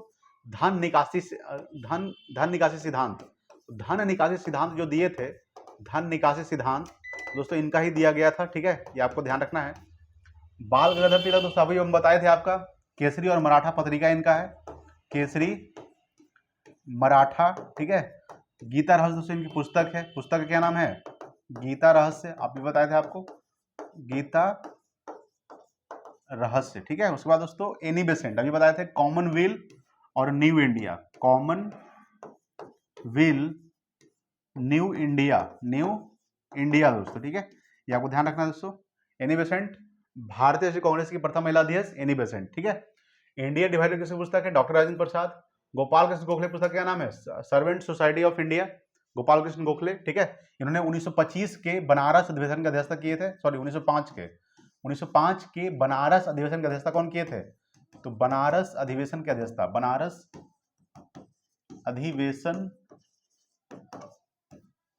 अधिवेशन की अध्यक्षता कौन किए थे? गोपाल कृष्ण गोखले, जो 1905 में हुआ था। ठीक है, ये आपको ध्यान रखना है दोस्तों। चलिए आगे बात करेंगे। देखिए 25 नंबर सवाल, 25 आपके सामने है कि तृतीय बौद्ध संहिता का अध्यक्षता किसने किया था दोस्तों? तो तृतीय बौद्ध संहिता जो अध्यक्षता किए थे, अध्यक्षता पूछ रहा है। ठीक है, ये महाकश्यप द्वारा किया गया था। तृतीय दोस्तों, सॉरी, तृतीय जो किया गया था मोगलीपुत्र तीस के द्वारा किया गया था। ठीक है, प्रथम दोस्तों किसके द्वारा किया गया था? प्रथम जो किया गया था महाकश्यप के द्वारा। ठीक है, प्रथम जो आपको किया गया था, प्रथम बौद्ध संहिता अध्यक्षता, प्रथम बौद्ध संहिता। ठीक है, याद रखिएगा, प्रथम बौद्ध संहिता का जो अध्यक्षता किया गया था महाकश्यप के द्वारा। द्वितीय बौद्ध संहिता की जो अध्यक्षता किया गया था सभाकामी के द्वारा। ठीक है, सभाकामी द्वितीय। ठीक है, दूसरा बौद्ध संहिता याद रखिएगा, दूसरा जो बौद्ध संहिता हुआ था, दूसरा बौद्ध संहिता, दूसरा बौद्ध संहिता की अध्यक्षता कौन किए थे? सभाकामी के द्वारा। तीसरा जो मोगलीपुत्र तीस के द्वारा किया गया था। ठीक है, और वसुमित्र द्वारा से चौथा बौद्ध संहिता किया गया था, चतुर्थ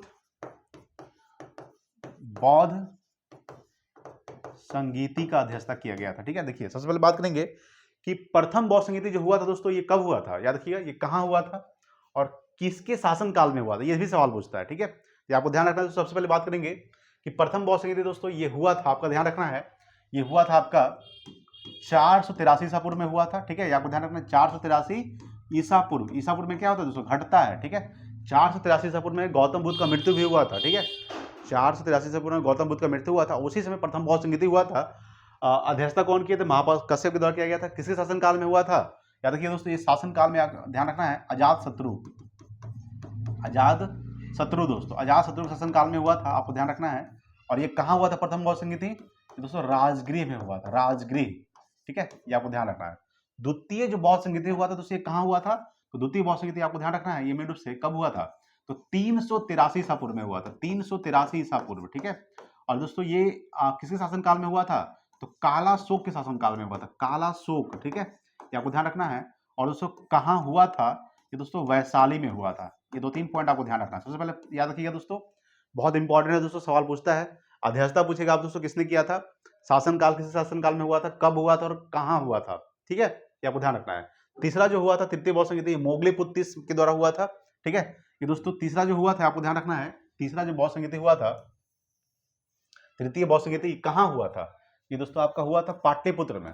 ठीक है, पाटलिपुत्र में। ठीक है, ये आपको ध्यान रखना है। पाटलिपुत्र कब हुआ था दोस्तों? ये हुआ था आपका 251 ईसा पूर्व में हुआ था। ठीक है, 251 ईसा पूर्व में हुआ था। ठीक है, किसके शासन काल में हुआ था दोस्तों? तो अशोक के शासन काल में हुआ था। ठीक है, ये आपको ध्यान रखना, अशोक के शासन काल में हुआ था। ठीक है, याद रखिएगा। अगर पूछेगा दोस्तों अगला है चौथा, तो चौथा जो हुआ था वसुमित्र के शासन, वसुमित्र की अध्यक्षता में हुआ था चतुर्थ बौद्ध संगीत। ये कहाँ हुआ था? ये दोस्तों आपका कुंडलवन कश्मीर में हुआ था, कुंडलवन जम्मू कश्मीर, यानी कश्मीर जम्मू कश्मीर। ठीक है, ये आपको ध्यान रखना है। और दोस्तों किसके शासन काल में हुआ था? कनिष्क के शासन काल में हुआ था, कनिष्क। ठीक है, ये आपको ध्यान रखना है। और कब हुआ था? तो प्रथम शताब्दी में हुआ था। ठीक है, ये आपको ध्यान रखना है, प्रथम शताब्दी। ठीक है, चलिए, तो ये आपको ध्यान रखना है। गौतम बुद्ध का जन्म कब हुआ दोस्तों? तो गौतम बुद्ध का जन्म याद रखिएगा, गौतम बुद्ध के बचपन का नाम सिद्धार्थ था। बुद्ध का जो जन्म हुआ था गौतम बुद्ध का, ठीक है, इनके बचपन का नाम क्या है? तो इनके बचपन का नाम दोस्तों सिद्धार्थ है। ठीक है, सिद्धार्थ। ठीक है, ये आपको ध्यान रखना है, गौतम बुद्ध के बचपन का नाम सिद्धार्थ। ठीक है, याद रखिएगा। इनका जो जन्म हुआ था याद रखिएगा 563 ईसा पूर्व में हुआ था। 563 ईसा पूर्व में इनका जन्म हुआ था, लुम्बिनी नेपाल में हुआ था। इनका मृत्यु दोस्तों 483 ईसा पूर्व में हुआ था, 483 ईसा पूर्व। ठीक है, याद रखिएगा दोस्तों। ठीक है, इन्होंने 29 वर्ष की अवस्था में गृह त्याग कर दिए थे, और गृह त्याग की घटना दोस्तों महाविनिष्क्रमण कहा जाता है। और जब इनको ज्ञान की प्राप्ति दोस्तों बोध गया में पीपल वृक्ष के नीचे निरंजन नदी किनारे हुआ था, जब इन्होंने सबसे पहला उपदेश दिए थे सारनाथ में। जो सबसे पहला उपदेश दिए थे वो दोस्तों धर्मचक्र प्रवर्तन कहा जाता है, और जो सबसे पहला उपदेश दिए थे पाली भाषा में दिए थे। ठीक है, सारनाथ में दिए थे, और सबसे ज्यादा उपदेश दोस्तों श्रावस्ती में दिए थे। ये भी सवाल आपसे पूछेगा। ठीक है, सबसे ज्यादा उपदेश कहाँ दिए थे? श्रावस्ती में दिए दोस्तों। इनकी जो मृत्यु की घटना को महापरिनिर्वाण कहा जाता है। ठीक है, ये भी आपको ध्यान रखना है। चलिए आगे बात करेंगे। अगला सवाल देखिएगा, 26 नंबर सवाल देखिए। 26 आपके सामने है कि बंगाल प्रांत के साथ बिहार प्रांत को कब मिलाया गया दोस्तों? 1734 में। ठीक है, याद रखिएगा, यानी बंगाल प्रांत के साथ बिहार प्रांत को कब मिलाया गया दोस्तों? तो 1734 में मिलाया गया था। फिर दोस्तों बंगाल से बिहार को अलग कर दिया गया था 22 मार्च 1912 को। 22 मार्च 1912 को बंगाल से बिहार को अलग कर दिया गया था। ठीक है, ये आपको ध्यान रखना है। और बंगाल प्रांत के साथ बिहार प्रांत को कब मिलाया गया? 1734 में। ठीक है, 1773 दोस्तों रेगुलेटिंग एक्ट पारित कब हुआ था? याद रखिएगा, रेगुलेटिंग एक्ट,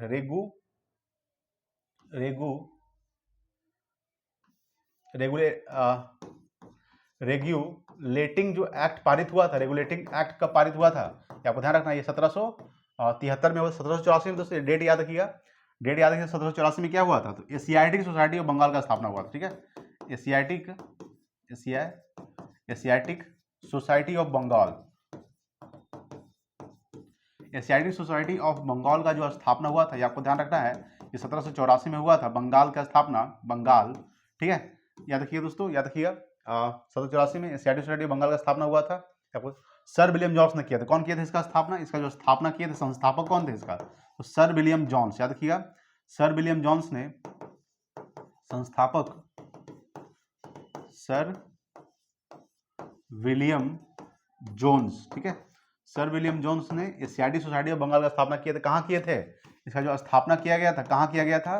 तो कलकत्ता में किया गया था, कलकत्ता। ठीक है, ये आपको ध्यान रखना है। उसके बाद दोस्तों 1789 में, याद रखिएगा दोस्तों, सवाल पूछेगा 1789 में दोस्तों एक डेट याद रखिएगा।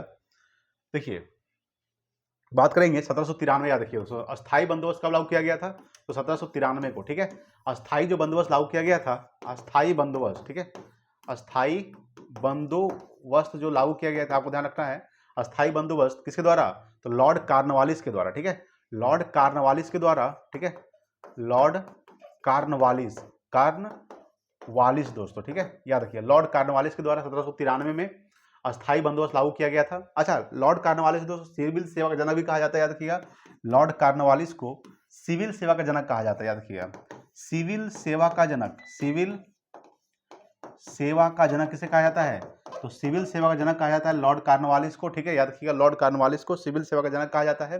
अस्थायी बंदोबस्त किसने लागू किया था? लॉर्ड कार्नवालिस ने 1793 को। ठीक है, ये आपको ध्यान रखना दोस्तों। ठीक है, चलिए आगे बात करेंगे। अगला देखिएगा,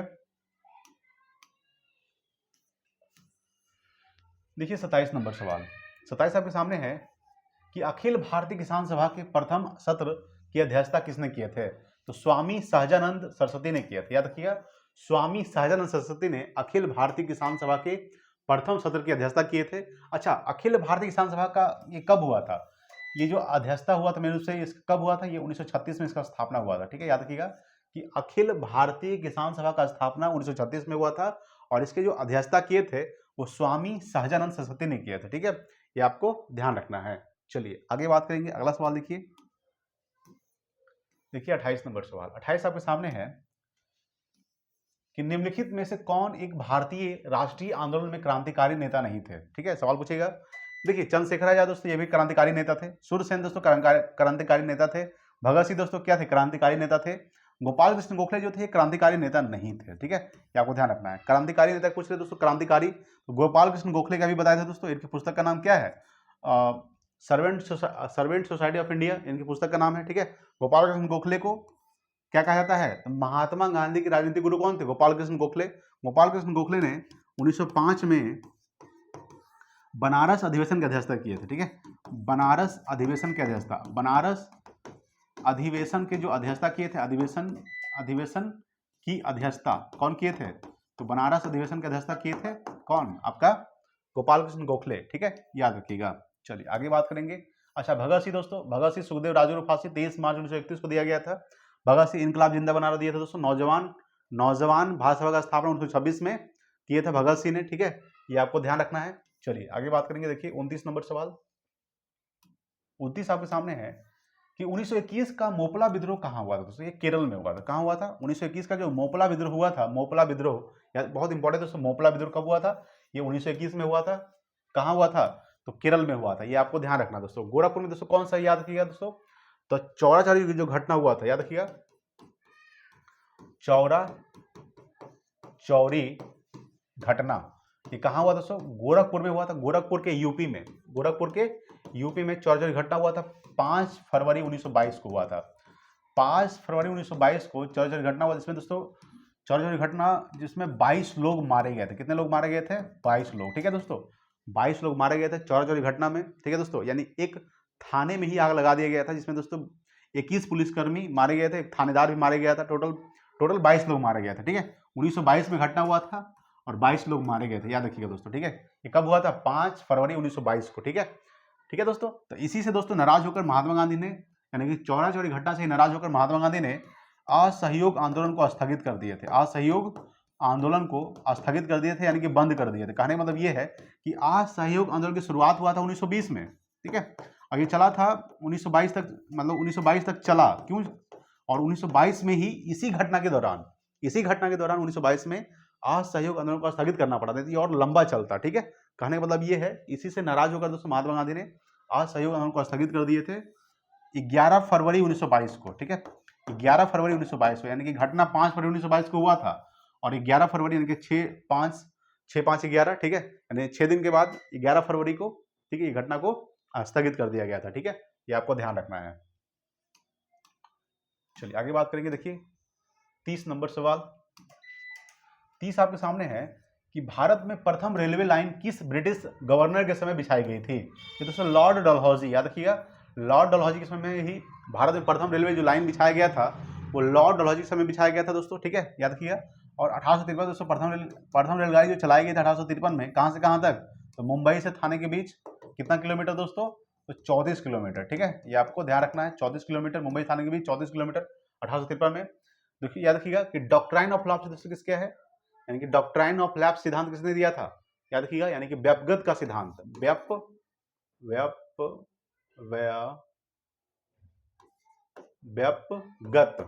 व्यापगत का सिद्धांत किसने दिया था दोस्तों? तो व्यापक जो सिद्धांत दिए थे, आपको ध्यान रखना है, वो कौन दिए थे? लॉर्ड डलहौजी दिए थे दोस्तों। व्यापगत के सिद्धांत, इसको तो डॉक्ट्राइन ऑफ लैप्स बोलते हैं, doctrine of lapse, LAPS, doctrine of lapse कहा जाता है किसको? तो व्यापगत के सिद्धांत को डॉक्ट्राइन ऑफ लैप्स कहा जाता है। किसके द्वारा दिया गया था? तो लॉर्ड डलहौजी के द्वारा दोस्तों। देखिए व्यापगत के सिद्धांत के अनुसार दोस्तों सबसे पहले लॉर्ड डलहौजी ने सतारा को हड़पा था। किसके द्वारा दोस्तों? सतारा को हड़पा था 1848 में, 1848 में दोस्तों। उसके बाद दोस्तों अवध को भी हड़प लिया था, दोस्तों, और बहुत सी चीज़ों को हड़पा था, लेकिन ये दोनों दोस्तों इंपॉर्टेंट है। सतारा भी, अवध भी, पूछते रहता है एग्जाम में बार बार। अवध को हड़पा था 1856 में कुशासन के आधार पर। किसके आधार पर? तो कुशासन के आधार पर, कुशासन, ठीक है, कुशासन के आधार पर, ठीक है, ये आपको ध्यान रखना है दोस्तों। कुशासन के आधार पर अवध को हड़पा था 1856 में, तो सतारा को हड़प लिया था 1848 में, ठीक है, याद रखिएगा, लॉर्ड डलहौजी ने हड़पा था, ठीक है। लॉर्ड लिटन दोस्तों आपको बताए थे कि वर्नाकुलर प्रेस एक्ट को किसने लाया था? तो वर्नाकुलर प्रेस एक्ट को किसने लाया था? तो लॉर्ड लिटन ने लाया था, 1878 में लाया था, 1878 में, ठीक है। और वर्नाकुलर प्रेस एक्ट को रद्द किसने किया था? याद रखिएगा, वर्नाकुलर प्रेस एक्ट को रद्द किया था, वर्नाकुलर, ठीक है, वर्नाकुलर प्रेस एक्ट को रद्द किसने किया था? तो रद्द किए थे लॉर्ड रिपन, लॉर्ड रिपन, ठीक है, ये आपको ध्यान रखना है। लॉर्ड रिपन को स्थानीय स्वशासन का जनक भी कहा जाता है, ठीक है। लॉर्ड वेलेस्ली दोस्तों सहायक संधि का जनक कौन है? सहायक संधि का जनक किसे कहा जाता है? तो सहायक संधि का जनक, ठीक है, सहायक संधि का जनक दोस्तों लॉर्ड वेलेस्ली, ठीक है, याद रखिएगा। लॉर्ड कर्जन दोस्तों 1905 में बंगाल का विभाजन जो हुआ था, बंगाल का विभाजन ये किसे काल में हुआ था? तो लॉर्ड कर्जन के समय में हुआ था बंगाल का विभाजन, ठीक है, ये आपको ध्यान रखना है। बंगाल विभाजन कब हुआ था? बंगाल विभाजन प्रभावी कब हुआ था? 16 अक्टूबर 1905 को हुआ था, ठीक है। तो लॉर्ड कर्जन के समय में 1905 में बंगाल का विभाजन हुआ था, ये आपको ध्यान रखना है। बंगाल का विभाजन रद्द कब कर दिया गया था? तो 1911 में लॉर्ड हार्डिंग द्वितीय के द्वारा, ठीक है, ये आपको ध्यान रखना है। चलिए आगे बात करते हैं। देखिए 31 नंबर सवाल, 31 आपके सामने है कि निम्नलिखित में से कौन सी पुस्तक तिलक के द्वारा लिखी गई पुस्तक है, ठीक है, याद रखिए दोस्तों। तो तिलक के द्वारा जो लिखी गई पुस्तक है, आपको ध्यान रखना है, आपको ध्यान रखना है गीता रहस्य बताए थे दोस्तों, यानी बाल गंगाधर तिलक के द्वारा लिखी गई पुस्तक गीता रहस्य बताए थे आपको। केसरी और मराठा इन्हीं की पत्रिका है, ठीक है। तिलक की जो पत्रिका है, आपको ध्यान रखना है, तिलक की जो पत्रिका है केसरी है, एक केसरी, ठीक है, और ये दोस्तों मराठा, ये आपको ध्यान रखना है, केसरी और मराठा। डिस्कवरी ऑफ इंडिया दोस्तों आप बताए थे कि जवाहरलाल नेहरू, ठीक है। डिस्कवरी ऑफ इंडिया दोस्तों डॉक्टर राजेंद्र प्रसाद नहीं होगा बल्कि कौन होगा? जवाहरलाल नेहरू का, सुधार लीजिएगा, ठीक है, ठीक है दोस्तों। डिस्कवरी ऑफ इंडिया किसकी पुस्तक है? तो जवाहरलाल नेहरू, पंडित जवाहरलाल नेहरू, ठीक है, पंडित जवाहरलाल नेहरू। पंडित जवाहरलाल नेहरू दोस्तों भारत के प्रथम प्रधानमंत्री थे, पंडित जवाहरलाल नेहरू, ठीक है, ये आपको ध्यान रखना है। इन्होंने दोस्तों संविधान सभा में उद्देश्य प्रस्ताव प्रस्तुत किए थे, याद रखिएगा। सवाल पूछेगा कि संविधान सभा में उद्देश्य प्रस्ताव किसने प्रस्तुत किया था? तो पंडित जवाहरलाल नेहरू ने प्रस्तुत किए थे 13 दिसंबर 1946 को, ठीक है, ये आपको ध्यान रखना। अगर पूछेगा सवाल कि poverty and un British rule in India किसकी पुस्तक है? दादा भाई नौरोजी। अभी हमको बताया था कि दादा भाई नौरोजी, ठीक है, नौरोजी दोस्तों, ठीक है, ये आपको ध्यान रखना है। Grand old man of India दादा भाई नौरोजी कहा जाता है। गीता रहस्य दोस्तों बाल गंगाधर तिलक। गोखले माय पॉलिटिकल गुरु किसकी पुस्तक है दोस्तों? ये महात्मा गांधी का है, महात्मा गांधी, ठीक है। आपको बताया था कि महात्मा गांधी के राजनीतिक गुरु कौन है? गोपाल कृष्ण गोखले। और गोखले माय पॉलिटिकल गुरु किसकी पुस्तक है? महात्मा गांधी की पुस्तक है, ठीक है, ये भी आपको ध्यान रखना है। चलिए आगे बात करेंगे, अगला सवाल देखिएगा। देखिए 32 नंबर सवाल, 32 आपके सामने है कि अलाउद्दीन खिलजी के आक्रमण के समय देवगिरी का शासक कौन था दोस्तों? याद रखिएगा ये रामचंद्र देव थे। कौन थे? रामचंद्र देव जो थे अलाउद्दीन खिलजी के आक्रमण के समय देवगिरी का शासक था, ठीक है। चलिए देखिए अगला सवाल 33 नंबर सवाल, हल्दी घाटी का युद्ध में सवाल है कि हल्दी घाटी का युद्ध में महाराणा प्रताप की सेना के सेनापति कौन थे? याद सबसे पहले बात करेंगे कि हल्दी घाटी का युद्ध हुआ कब था। तो हल्दी घाटी का युद्ध हुआ था, आपको ध्यान रखना है, ये 1576 में हुआ था हल्दी घाटी का युद्ध। और हल्दी घाटी का युद्ध किसके बीच हुआ था? ये अकबर और महाराणा प्रताप के बीच हुआ था, ठीक है, याद रखिएगा अकबर, ठीक है, अकबर और महाराणा प्रताप के बीच हुआ था, ठीक है, याद रखिएगा अकबर और महाराणा प्रताप, ठीक है। देखिए दोस्तों अकबर और महाराणा प्रताप, देखिए अकबर और महाराणा प्रताप के बीच 1576 में हल्दी घाटी का युद्ध हुआ था दोस्तों, ठीक है, याद रखिएगा। और महाराणा प्रताप की सेना के जो सेनापति थे वो हाकिम खान थे। कौन थे? हाकिम खान, ठीक है। और अकबर के जो सेना थे वो आपको ध्यान रखना है वो मान सिंह थे। कौन थे? अकबर के सेना, यानी कि अकबर के सेना के सेनापति कौन थे? तो अकबर के सेना के सेनापति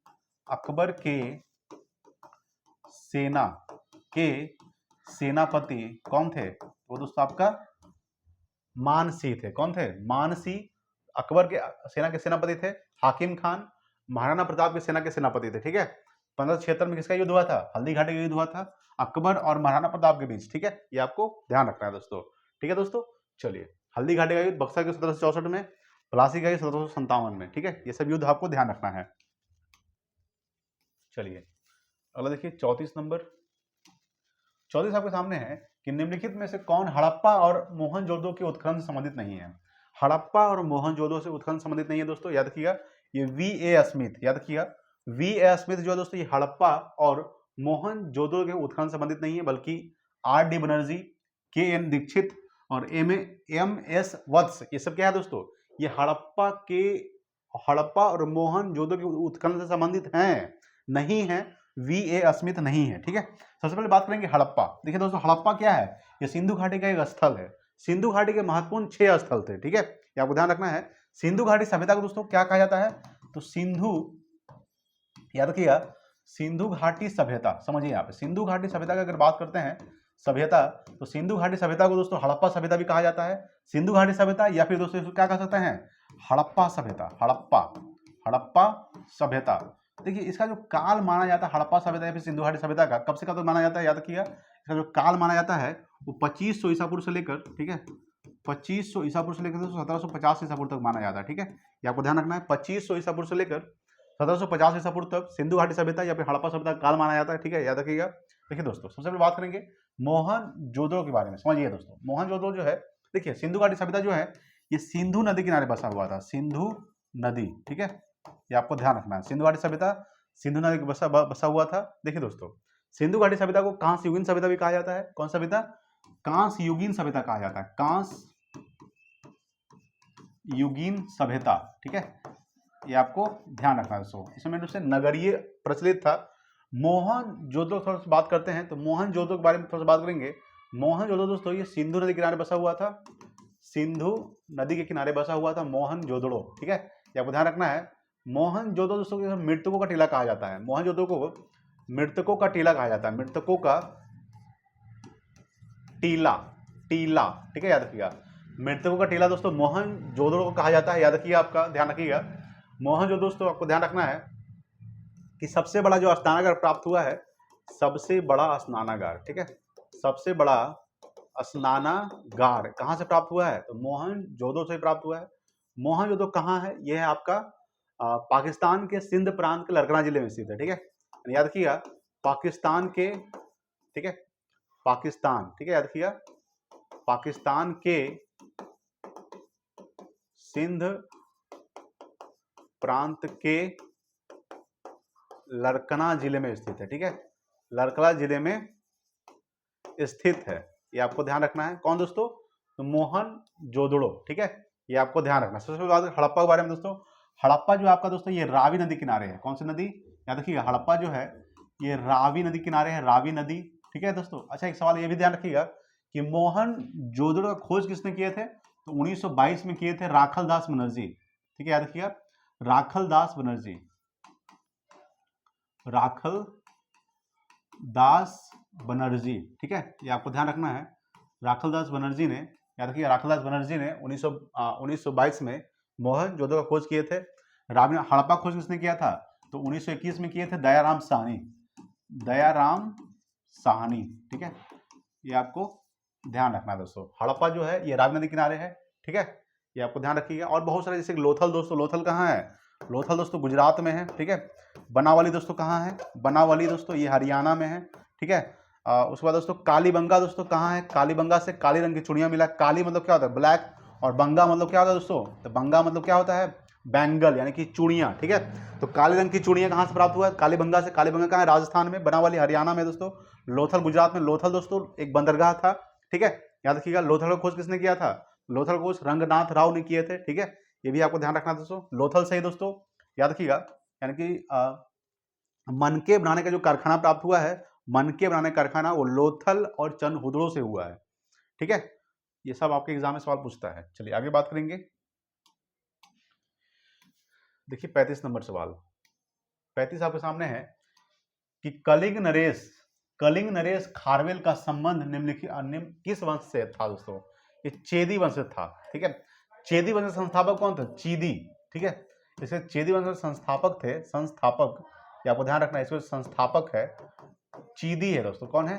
चीदी। चीदी जो है ये चेदी वंश के संस्थापक है, ठीक है, याद रखिएगा। सातवाहन वंश के संस्थापक कौन है दोस्तों? सिमुक। सिमुक जो है ये सातवाहन वंश के संस्थापक है, ठीक है, याद रखिए दोस्तों। नरवर्धन जो है, नरवर्धन दोस्तों ये क्या है? ये पुष्यभूति वंश के संस्थापक है नरवर्धन, ठीक है। तो कलिंग नरेश खारवेल जो है, कलिंग नरेश खारवेल ये सातवाहन संबंधित, सॉरी दोस्तों, चेदी वंश से संबंधित है।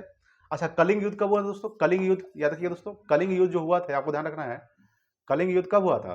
तो कलिंग युद्ध जो हुआ था, कलिंग युद्ध 261 ईसा पूर्व में हुआ था। कलिंग युद्ध कब हुआ था?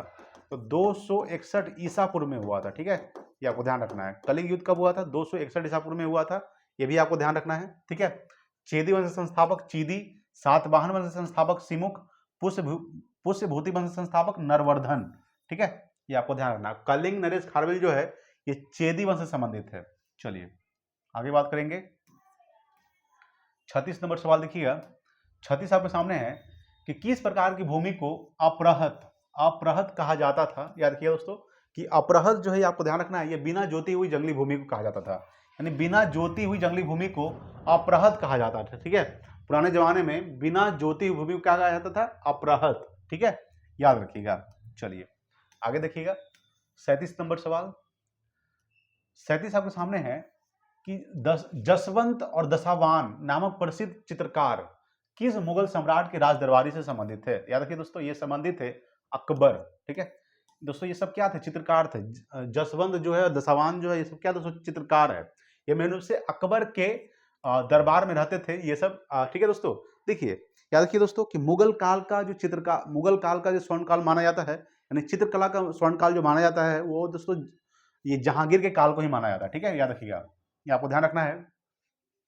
दोस्तों अकबर का जन्म कब हुआ दोस्तों? याद रखिए ये 1542 में हुआ था अकबर का जन्म। ये कहाँ हुआ था? तो अमरकोट में हुआ था, अमरकोट में। ठीक है, अमरकोट में अकबर का जन्म हुआ था, ये आपको ध्यान रखना है। उसके बाद दोस्तों अकबर ने हल्दी घाटी का युद्ध लड़ा था। अभी हम बताए थे कि हल्दी घाटी का युद्ध जो हुआ था, हल्दी घाटी का युद्ध, ठीक है दोस्तों, ये कब हुआ था? ये 1576 में हुआ था। ठीक है, किसके बीच? तो अकबर और महाराणा प्रताप के बीच, महाराणा प्रताप के बीच हुआ था। आप लोग कमेंट में बताइएगा कि हल्दी घाटी के युद्ध में कौन जीते थे? अकबर जीते थे या फिर महाराणा प्रताप जीते थे? आप लोग कमेंट करके बताइए। ठीक है दोस्तों, जहांगीर के बारे में थोड़ा सा बात करते हैं, समझिए। सबसे पहले देखिए दोस्तों, अकबर के समय में ही पानीपत का दूसरा युद्ध हुआ था। ठीक है, पानीपत का दूसरा युद्ध हुआ था, दूसरा युद्ध। ठीक है, पानीपत का जो दूसरा युद्ध हुआ था दोस्तों 1556 में हुआ था। ठीक है, किसके बीच? तो अकबर और हेमू के बीच हुआ था, अकबर और हेमू। अकबर उसमें दोस्तों 14 साल का था। ठीक है दोस्तों, अकबर को संरक्षक माना जाता है। अकबर का संरक्षक कौन था? तो अकबर का संरक्षक, याद रखिए दोस्तों, अकबर का संरक्षक कौन था? तो बैरम खां था। ठीक है, अकबर का संरक्षक कौन था दोस्तों? तो अकबर का संरक्षक था बैरम खां, यह ध्यान रखिएगा। तो बैरम खां ने ही इस युद्ध को लीड कर रहे थे, बैरम खां। पानीपत जो दूसरा युद्ध हुआ था 1556 में, उसमें अकबर 14 साल का था। तो अकबर दोस्तों उतना, उसके पास उतना ये नहीं था, ज्ञान नहीं था, तो उसका जो मेन रूप से संरक्षक था बैरम खां, वही इस युद्ध को लीड कर रहे थे। ठीक है, यानी संभाल रहे थे। ठीक है दोस्तों, तो सबसे पहले बात करेंगे अकबर का, हो गया दोस्तों कहानी।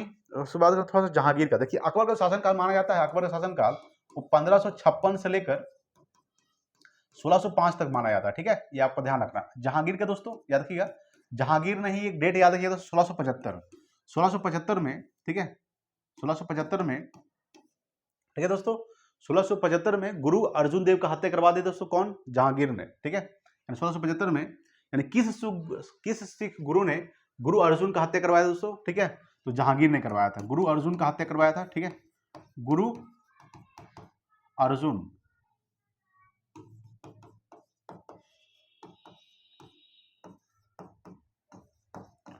यानी गुरु अर्जुन का हत्या किसने करवाया था? सवाल पूछता है। तो गुरु अर्जुन का जो हत्या करवाए थे वो सिख के 5वें गुरु थे, गुरु अर्जुन। ठीक है, इनका हत्या कौन करवाया था 1675 में? तो जहांगीर ने करवाया था दोस्तों। ठीक है, ये आपको जहांगीर का जो शासनकाल माना जाता है आपको ध्यान रखना है। ये 1600, याद रखिए दोस्तों, अकबर के बाद कौन आया था? शाहजहां। ठीक है, शाहजहां का दोस्तों सबसे पहले दोस्तों बाबर, हुमायूं, अकबर का दोस्तों जहांगीर था। ठीक है, जहांगीर। तो जहांगीर का जो शासन का माना जाता है वो 1605 से लेकर 1627 तक माना जाता है। ठीक है, ये आपको ध्यान रखना है। उसके बाद दोस्तों शाहजहां आया था। ठीक है दोस्तों, शाहजहां किसका बेटा था? जहांगीर के बेटा का क्या नाम है? शाहजहां। और शाहजहां के बेटा का नाम औरंगजेब। ठीक है, ये आपको ध्यान रखना है। तो शाहजहां का जो शासनकाल माना जाता है ये आपको ध्यान रखना है। अच्छा, अकबरनामा किसने लिखा था? तो अकबरनामा लिखा दोस्तों अबुल फजल ने लिखा था अकबरनामा। जहांगीरनामा खुद जहांगीर लिखा था। ठीक है, और दोस्तों याद रखिएगा हुमायूं नामा किसने लिखा था? गुलबदन बेगम ने लिखा था हुमायूं नामा, अकबर के कहने पर। बाबर नामा खुद बाबर लिखा था। ठीक है, ये आपको ध्यान रखना है। और शाहजहां नामा कौन लिखा था दोस्तों? ये आपको बताना है, इनायत खां।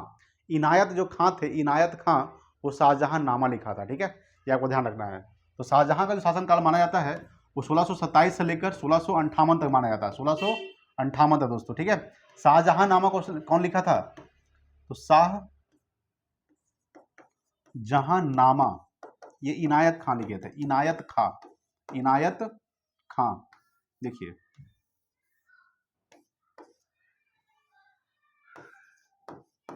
इनायत खां दोस्तों, ठीक है, ये आपको ध्यान रखना है दोस्तों। उसके बाद दोस्तों औरंगजेब, याद रखिए दोस्तों, औरंगजेब को मृत्यु कब हुआ था? 1707 में हो गया था, ठीक है। जिंदा पीर कहा था दोस्तों, इसे कहा था जिंदा पीर, यानी लोगों को जिंदा काट देता था, जिंदा पीर। सबसे कट्टर माना जाता है दोस्तों, ये जो है सबसे खतरनाक माना जाता है, मुगल वंश सबसे मतलब बहुत ज्यादा खतरनाक शासक से माना जाता है, औरंगजेब को माना जाता है, ठीक है। ये आपको ध्यान रखना है दोस्तों, औरंगजेब, ठीक है।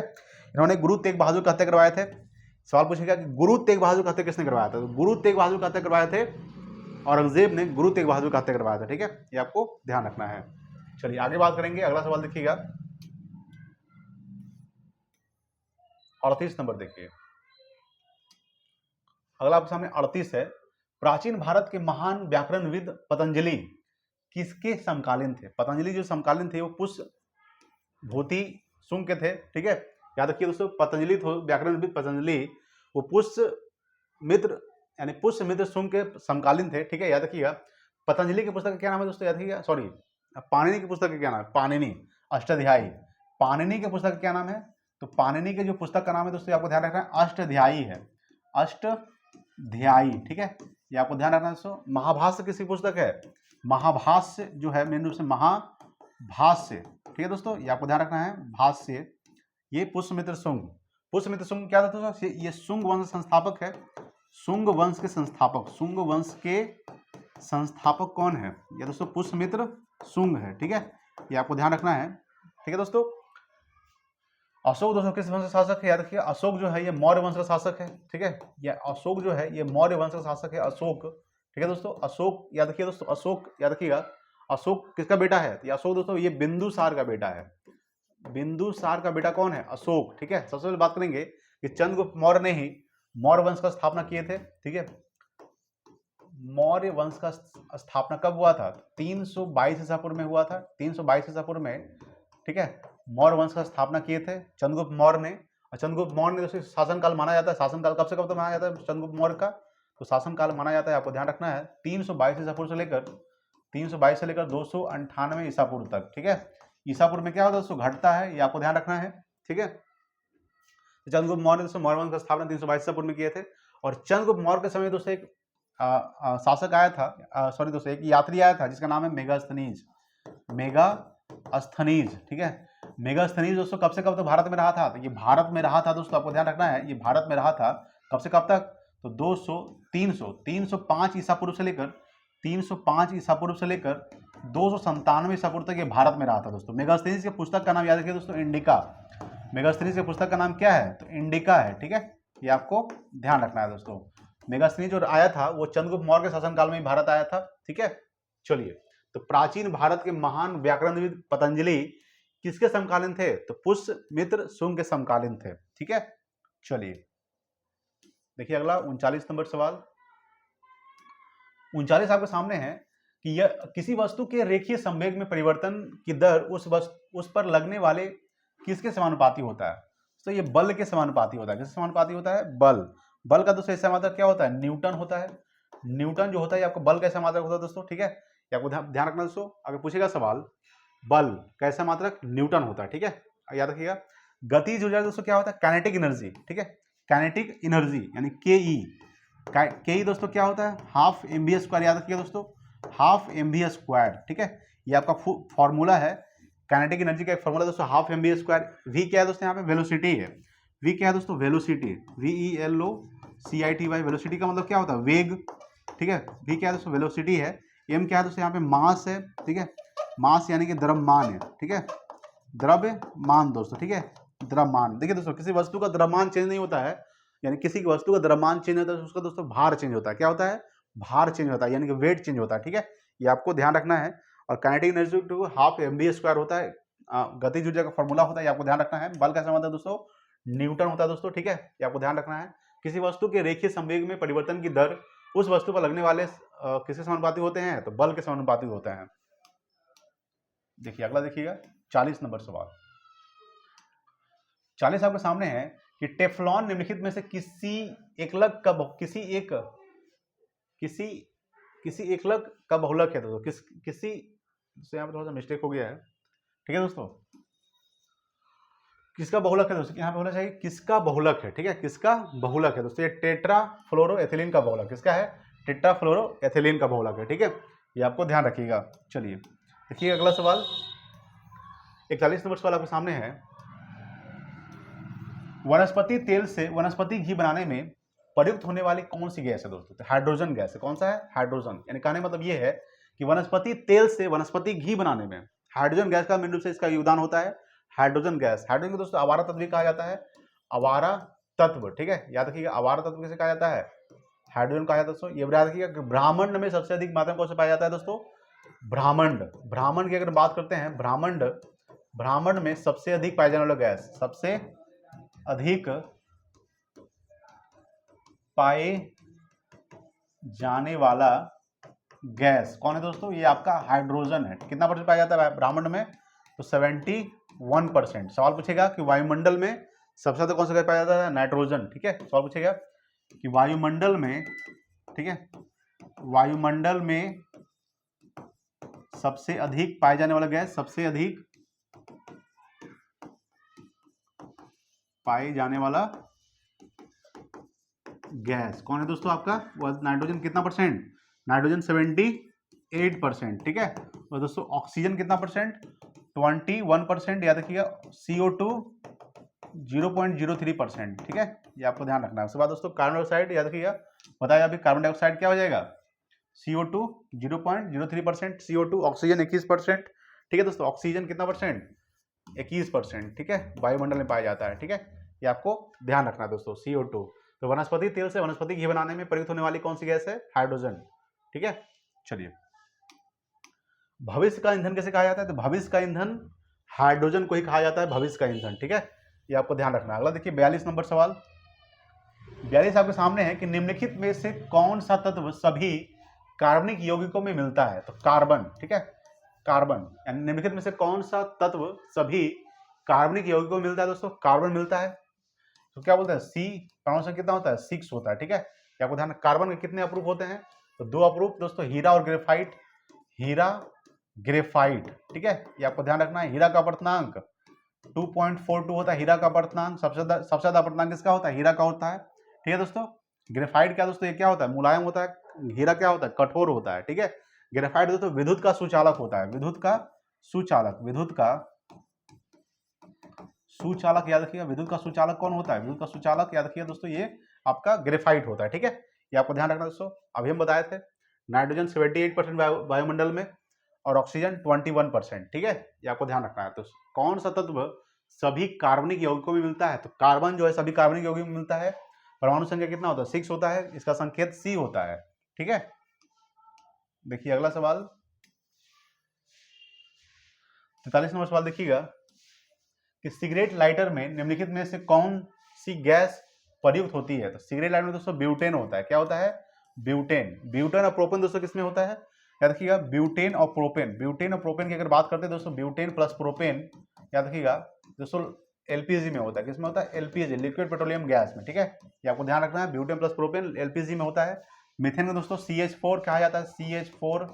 मीथेन को दोस्तों मार्स गैस, ठीक है, मार्स गैस। उसके बाद उसको याद रखिएगा गोबर गैस, ठीक है, कहा जाता है मीथेन को, ठीक है। याद रखिए रेडॉन दोस्तों क्या है, ये दोस्तों अक्रिय गैस है। क्या है दोस्तों, ये अक्रिय गैस है, अक्रिय गैस। रेडॉन क्या है दोस्तों, अक्रिय गैस है। रेडॉन का संकेत क्या होता है, Rn होता है, ठीक है, याद रखिएगा। रेडॉन दोस्तों याद रखिएगा, आपका ध्यान रखना है कि रेडॉन जो है ये वायुमंडल में नहीं पाया जाता है, ठीक है। यानी कौन सा अक्रिय गैस वायुमंडल में नहीं पाया जाता है, रेडॉन जो है ये वायुमंडल में नहीं पाया जाता है दोस्तों। तो देखिए अक्रिय गैस पूछेगा दोस्तों, अक्रिय गैस कितने होते हैं, तो अक्रिय गैस 6 होते हैं। कौन कौन सबसे पहले यहाँ बात करेंगे, हीलियम, ठीक है दोस्तों, हीलियम नियॉन, ठीक है। तीसरा क्या हो जाएगा, आर्गन। चौथा दोस्तों helium neon argon, krypton, Kr krypton, ठीक है। पांचवा क्या हो जाएगा दोस्तों, Rn से रेडॉन और Xe से जेनॉन। छठा क्या हो जाएगा, Xe से जेनॉन हो जाएगा, ठीक है। Helium neon argon krypton radon xenon, ठीक है। हम आपको बताया था कि रेडॉन जो है ये वायुमंडल में नहीं पाया जाता है, यानी कौन सा आखिरी गैस वायुमंडल में पाया जाता है? तो आर्गन। यानी सबसे अधिक वायुमंडल में कौन सा आखिरी गैस पाया जाता है? आर्गन, 18 इसका परमाणु संख्या होता है। ठीक है, ये आपको ध्यान रखना है। सवाल पूछेगा कि आखिरी गैस के वातंग कक्षा में कितने इलेक्ट्रॉन होते हैं? तो आखिरी गैस के वातंग कक्षा में 8 इलेक्ट्रॉन होते हैं। ठीक है, ये आपको ध्यान रखना है दोस्तों। आखिरी गैस के वातंग कक्षा में 8 इलेक्ट्रॉन होते हैं। ठीक है, आखिरी गैस की खोज किसने किया था? रैमजे ने किया था। ठीक है, देखिए 44 नंबर सवाल, सौर विकिरण निम्न में से किस प्रास में दिखता है? 400 से 700 nm।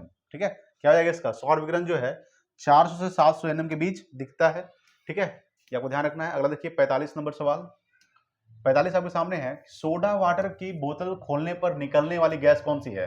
सो कार्बन डाइऑक्साइड है। ठीक है, जब आप सोडा वाटर खोलिएगा तो कौन सी गैस निकलती है? सो कार्बन डाइऑक्साइड निकलती है। कौन सी निकलती है? कार्बन डाइऑक्साइड दोस्तों। ठीक है, ये आपको ध्यान रखना है। देखिए कार्बन डाइऑक्साइड का उपयोग दोस्तों याद रखिएगा सोडा वाटर बनाने में किया जाता है। उसके बाद दोस्तों कार्बन डाइऑक्साइड का उपयोग आग बुझाने में भी किया जाता है। ठीक है, ये आपको ध्यान रखना है। और दोस्तों कहा जाता है कि पेड़ के नीचे रात में नहीं सोना चाहिए, क्योंकि दोस्तों कार्बन डाइऑक्साइड उत्सर्जित करता है। पेड़ क्या उत्सर्जित करता है? Carbon dioxide. इसलिए दोस्तों पेड़ के नीचे रात में नहीं सोना चाहिए दोस्तों। अगला सवाल देखिएगा 46 नंबर, कि कार के बैटरी में प्रयोग होने वाला अम्ल कौन सा है दोस्तों? सल्फ्यूरिक अम्ल है। ठीक है, याद रखिएगा H2SO4 इसको क्या बोलते हैं? H2SO4 बोलते हैं कार के बैटरी में प्रयोग होने वाला अम्ल सल्फ्यूरिक अम्ल। ठीक है, याद रखिएगा। उसको दोस्तों एसिटिक अम्ल दोस्तों याद रखिएगा। एसिटिक अम्ल दोस्तों सिरका में कौन सा अम्ल पाया जाता है? तो सिरका में याद रखिएगा, सिरका में एसिटिक अम्ल पाया जाता है। एसिटिक एसिड का जो सूत्र होता है CH3COOH होता है। क्या होता है? CH3COOH, ये एसिटिक एसिड का सूत्र होता है। ठीक है, हाइड्रोक्लोरिक अम्ल दोस्तों क्या होता है इसका? HCl होता है। ठीक है, याद रखिए HCl हाइड्रोक्लोरिक अम्ल। ठीक है, याद रखिएगा। तो कार के बैटरी में प्रयोग होने वाला अम्ल सल्फ्यूरिक अम्ल। ठीक है, चलिए आगे बात करेंगे। देखिए 47 नंबर सवाल, 47 आपके सामने है कि एक ठोस के सीधे गैस में परिवर्तन को क्या कहा जाता है दोस्तों? ये ऊर्ध्वपातन कहा जाता है। ठीक है, यानी ठोस से सीधे गैस में बदलना। याद रखिएगा कि ठोस से सीधे गैस में बदलना क्या कहलाता है? ऊर्ध्वपातन कहलाता है। ठीक है, याद रखिएगा। ठीक है दोस्तों, ठोस से सीधे गैस में बदलना ऊर्ध्वपातन, ये आपको ध्यान रखना दोस्तों। चलिए आगे बात करेंगे। 48 नंबर सवाल देखिएगा। 48 आपके सामने है कि मानव तंत्र में इंसुलिन किसका चयापचय यानी कि मेटाबॉलिज्म नियंत्रित करता है दोस्तों? ठीक है, याद रखिए एक कार्बोहाइड्रेट। क्या हुआ दोस्तों? कार्बोहाइड्रेट। ठीक है, यानी मानव तंत्र में इंसुलिन जो है ये मेन रूप से कार्बोहाइड्रेट को मेटाबॉलिज्म नियंत्रित करता है। ठीक है, ये आपको ध्यान रखना है दोस्तों। न्यूक्लिक, देखिए प्रोटीन की फैक्ट्री दोस्तों किसे कहा जाता है? याद रखिएगा, तो प्रोटीन की फैक्ट्री आपको ध्यान रखना है। प्रोटीन की फैक्ट्री दोस्तों आपको ध्यान रखना है, प्रोटीन की फैक्ट्री राइबोसोम को कहा जाता है। राइबोसोम को प्रोटीन की फैक्ट्री कहा जाता है। ठीक है, ये आपको ध्यान रखना, प्रोटीन की फैक्ट्री राइबोसोम को कहा जाता है दोस्तों। वसा में घुलनशील विटामिन कौन कौन सा है? तो वसा में घुलनशील विटामिन दोस्तों, वसा में घुलनशील विटामिन अभी बताए थे दोस्तों A, D, E के। ठीक है, A, D, E और K, और पानी में घुलनशील विटामिन B और C। ठीक है, ये आपको ध्यान रखना है। चलिए आगे बात करेंगे। देखिए 49 नंबर सवाल देखिएगा।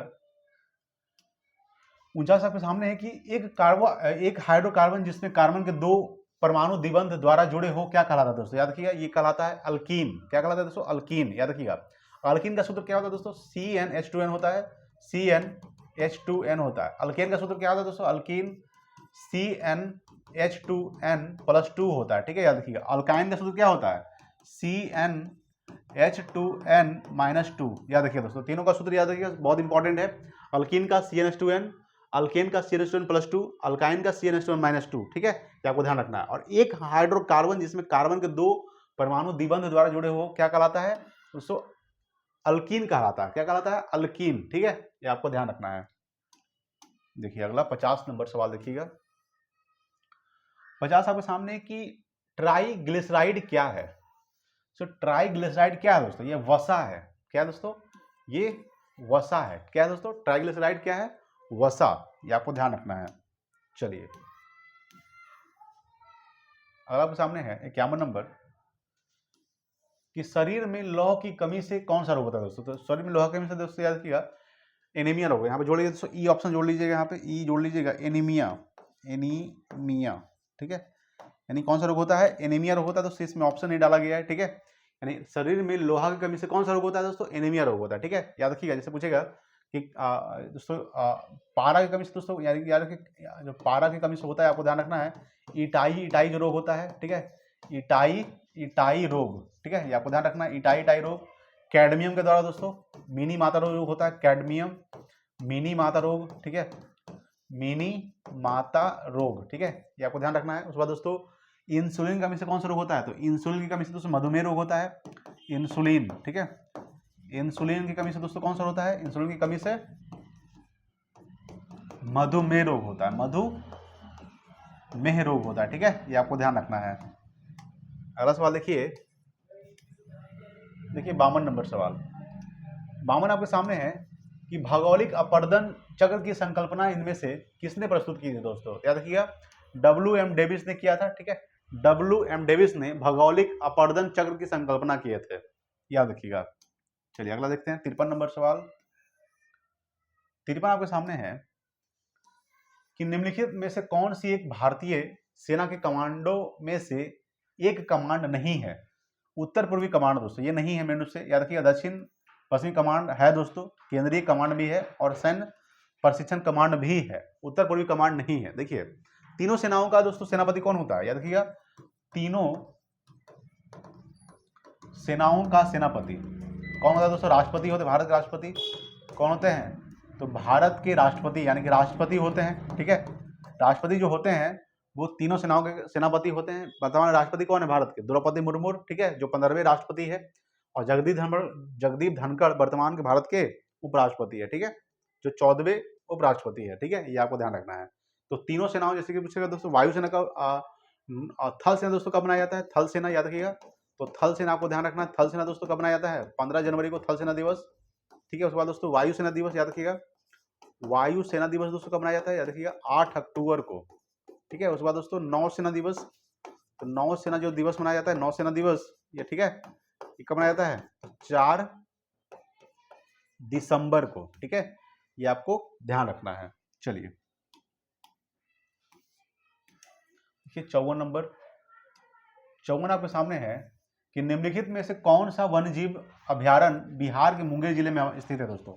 तो भीम बांध वन्यजीव अभ्यारण्य जो है, भीम बांध वन्यजीव अभ्यारण्य, ये दोस्तों बिहार के मुंगेर जिले में स्थित दोस्तों। वाल्मीकि राष्ट्रीय उद्यान दोस्तों कहाँ है, तो भारत का एकमात्र राष्ट्रीय, सॉरी दोस्तों, बिहार का एकमात्र राष्ट्रीय उद्यान दोस्तों वाल्मीकि राष्ट्रीय उद्यान, ये दोस्तों कहाँ है, ये दोस्तों पश्चिमी चंपारण में है। कहाँ है, पश्चिमी चंपारण, ठीक है, पश्चिमी चंपारण में दोस्तों बिहार का एकमात्र राष्ट्रीय उद्यान है जो वाल्मीकि राष्ट्रीय उद्यान दोस्तों कहाँ है, ये पश्चिमी चंपारण में है, ठीक है, ये भी आपको ध्यान रखना दोस्तों, ठीक है। कांवर झील दोस्तों कहाँ है, कांवर झील ये दोस्तों बेगूसराय में है, ये दोस्तों बिहार के बेगूसराय, दोस्तों बेगूसराय, ठीक है, ये आपको ध्यान रखना दोस्तों, बहुत इंपॉर्टेंट है, कांवर झील बेगूसराय, ठीक है। 55 आपके सामने है कि अर्जुन पुरस्कार किस वर्ष से प्रारंभ हुआ था, ये 1961 में प्रारंभ हुआ दोस्तों, ठीक है। अर्जुन पुरस्कार दोस्तों ये मेरे से खेल के क्षेत्र में दिया जाता है। अर्जुन पुरस्कार जब शुरुआत हुआ था ये 1961 में शुरुआत हुआ, 1954 में दोस्तों। भारत रत्न का शुरुआत कब से हुआ है, भारत रत्न की अगर पूछेगा कि 1954 से शुरुआत हुआ है। 1901 से दोस्तों कौन सा पुरस्कार, नोबेल पुरस्कार की शुरुआत हुआ है 1901 में, नोबेल पुरस्कार, अल्फ्रेड नोबेल के याद में दोस्तों नोबेल पुरस्कार दिया जाता है, ठीक है। दोस्तों 6 क्षेत्रों में दिया जाता है नोबेल पुरस्कार, याद रखिएगा, ये 6 क्षेत्रों में दिया जाता है, 6 क्षेत्रों में, ठीक है, यानी 6 क्षेत्र में दिया जाता है, ठीक है, आपको ध्यान रखना है दोस्तों। 1913 में दोस्तों रविन्द्रनाथ टैगोर को नोबेल पुरस्कार दिया गया था, रविंद्रनाथ टैगोर को जो नोबेल पुरस्कार दिया गया था, रविंद्रनाथ टैगोर, ठीक है, कब दिया गया था, 1913 में दिया गया था, साहित्य के लिए, किसके लिए, साहित्य के लिए दिया गया था, ठीक है, ये आपको ध्यान रखना है। तो अर्जुन पुरस्कार किस वर्ष से प्रारंभ हुआ है, ये 1961 में प्रारंभ हुआ है। 1954 में भारत रत्न प्रारंभ हुआ है दोस्तों, ठीक है, याद किया। 1901 में नोबेल पुरस्कार, अल्फ्रेड नोबेल के याद में नोबेल पुरस्कार दिया जाता है। हर साल 10 दिसंबर को नोबेल पुरस्कार वितरित किया जाता है, ठीक है, याद रखिएगा। रसायन के क्षेत्र में, भौतिकी क्षेत्र में, चिकित्सा के क्षेत्र में, ठीक है, साहित्य के क्षेत्र में, अर्थशास्त्र के क्षेत्र में, और दोस्तों शांति के क्षेत्र में, यानी कि टोटल 6 क्षेत्रों में नोबेल पुरस्कार दिया जाता है, ठीक है, याद रखिएगा। चलिए आगे बात करेंगे। 56 नंबर सवाल देखिए। 56 आपके सामने है कि पुंछी आयोग निम्न से संबंधित है दोस्तों, ठीक है, ये संबंधित है पुंछी आयोग केंद्र राज्य संबंध से, ठीक है, केंद्र राज्य संबंध से पुंछी आयोग, ठीक है। चुनाव आयोग का स्थापना दोस्तों कब हुआ था, याद रखिएगा, चुनाव आयोग का जो स्थापना हुआ था 25 जनवरी 1950 को हुआ है, 25 जनवरी 1950 को निर्वाचन आयोग यानी कि चुनाव आयोग का स्थापना हुआ 25 जनवरी 1950 को, इसलिए 25 जनवरी को राष्ट्रीय मतदाता दिवस मनाया जाता है। ठीक है, राष्ट्रीय मतदाता दिवस, क्या ध्यान रखना, राष्ट्रीय मतदाता दिवस 25 जनवरी को राष्ट्रीय मतदाता दिवस। ठीक है, याद रखिए दोस्तों। पंचायती राज कब लागू किया गया था? तो सबसे पहले भारत पंचायती राज 23, याद रखिएगा, राजस्थान के नागौर जिला में सबसे पहले। ठीक है, राजस्थान के नागौर जिला में शुरू किया गया था पंचायती राज। ठीक है, कब किया गया था? तो 2 अक्टूबर 1959 को, 2 अक्टूबर 1959 को किया गया था। ठीक है, ये आपको ध्यान रखना है। किसके द्वारा? जवाहरलाल नेहरू के द्वारा। दोस्तों पंडित जवाहरलाल नेहरू उसमें भारत के प्रथम प्रधानमंत्री थे। तो पंचायती राज लागू कब हुआ दोस्तों? याद रखिएगा 24 अप्रैल 1993 को। ठीक है, 24 अप्रैल सवाल पूछेगा कि सबसे पहले पंचायती राज लागू कब हुआ था?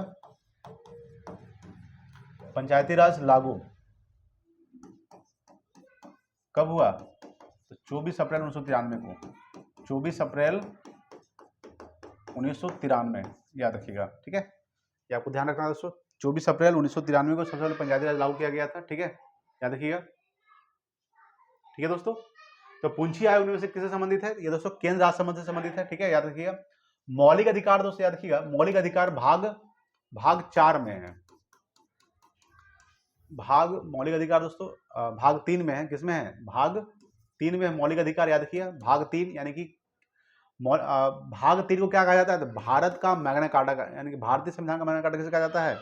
संविधान, यानी भारतीय संविधान का मैग्ना कार्टा, याद रखिएगा, भारतीय